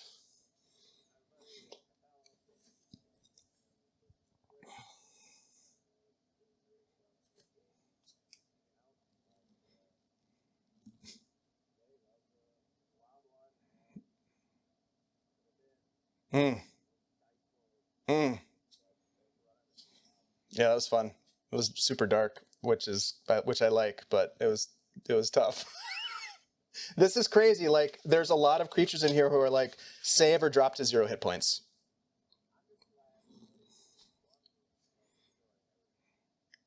You guys showed some serious restraint.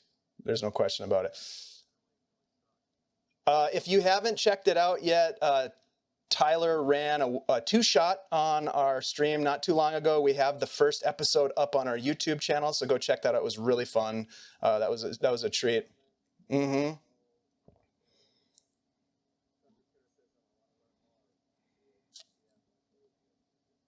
Oh, dude. Oh, dude. You were awesome. That was super fun.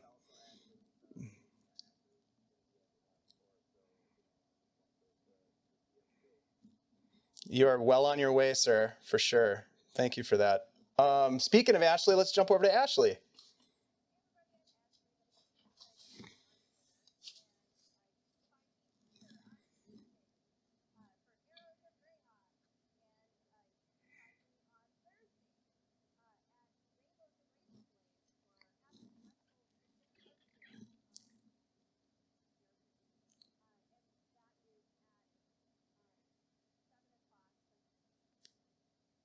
And in a couple weeks, you're going to be running Oops All Kobolds.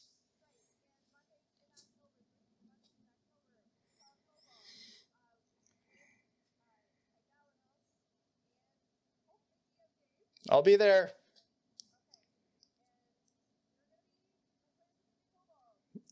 That's going to be so fun. I can't wait. I'm playing a cousin of a kobold that I played a long time ago, so I'm excited for that. They have large litters. Let's jump over to Rory.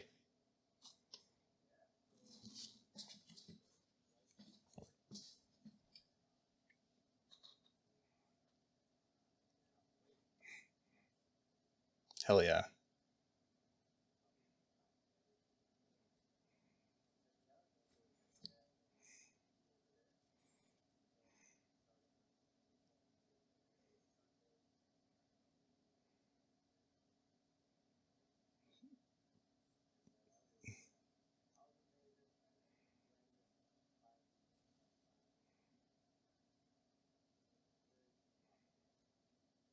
Very fun.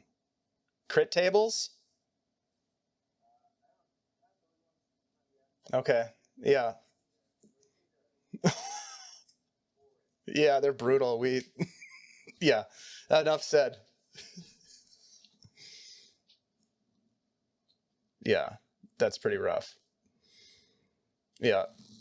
That's funny. All right. Well, thank you guys for being here. Everybody knows me. I'm DM Dave. You can find me here on the channel, running games, playing games, producing games, and just hanging out. Really happy to see so many great people hanging out with us tonight. We got some new stuff. I'm going to be really quick about it. Let's see. Where is it? There's our new stuff button.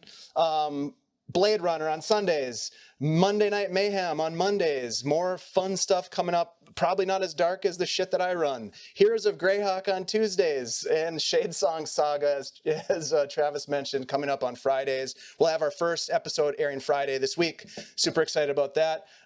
If you guys are wanting to hang out with us again, please follow the channel. We'd love to get your support and see you in the chat again in the future. Thanks for the raids and the cheering and the support. We love you guys. We're going to go ahead and do a raid over to Sensei Suplex. Let's see if I can find them here. Sensei. Maybe they're not live anymore. Did we miss them? Let's see. Hang on, everybody. Hang on. Yeah, we did. Let's see. Let's see who's going. Yeah, we did. We went a little long. All right, well, we're going to go say hi to Darling Creepshow. Let's... Oh, wait. Oh, there we go. Boop. All right, you guys, thank you so much for hanging out with us. We really appreciate you all. And we are going to jump into this raid. Say hi to Darling for us. We'll see you all next time.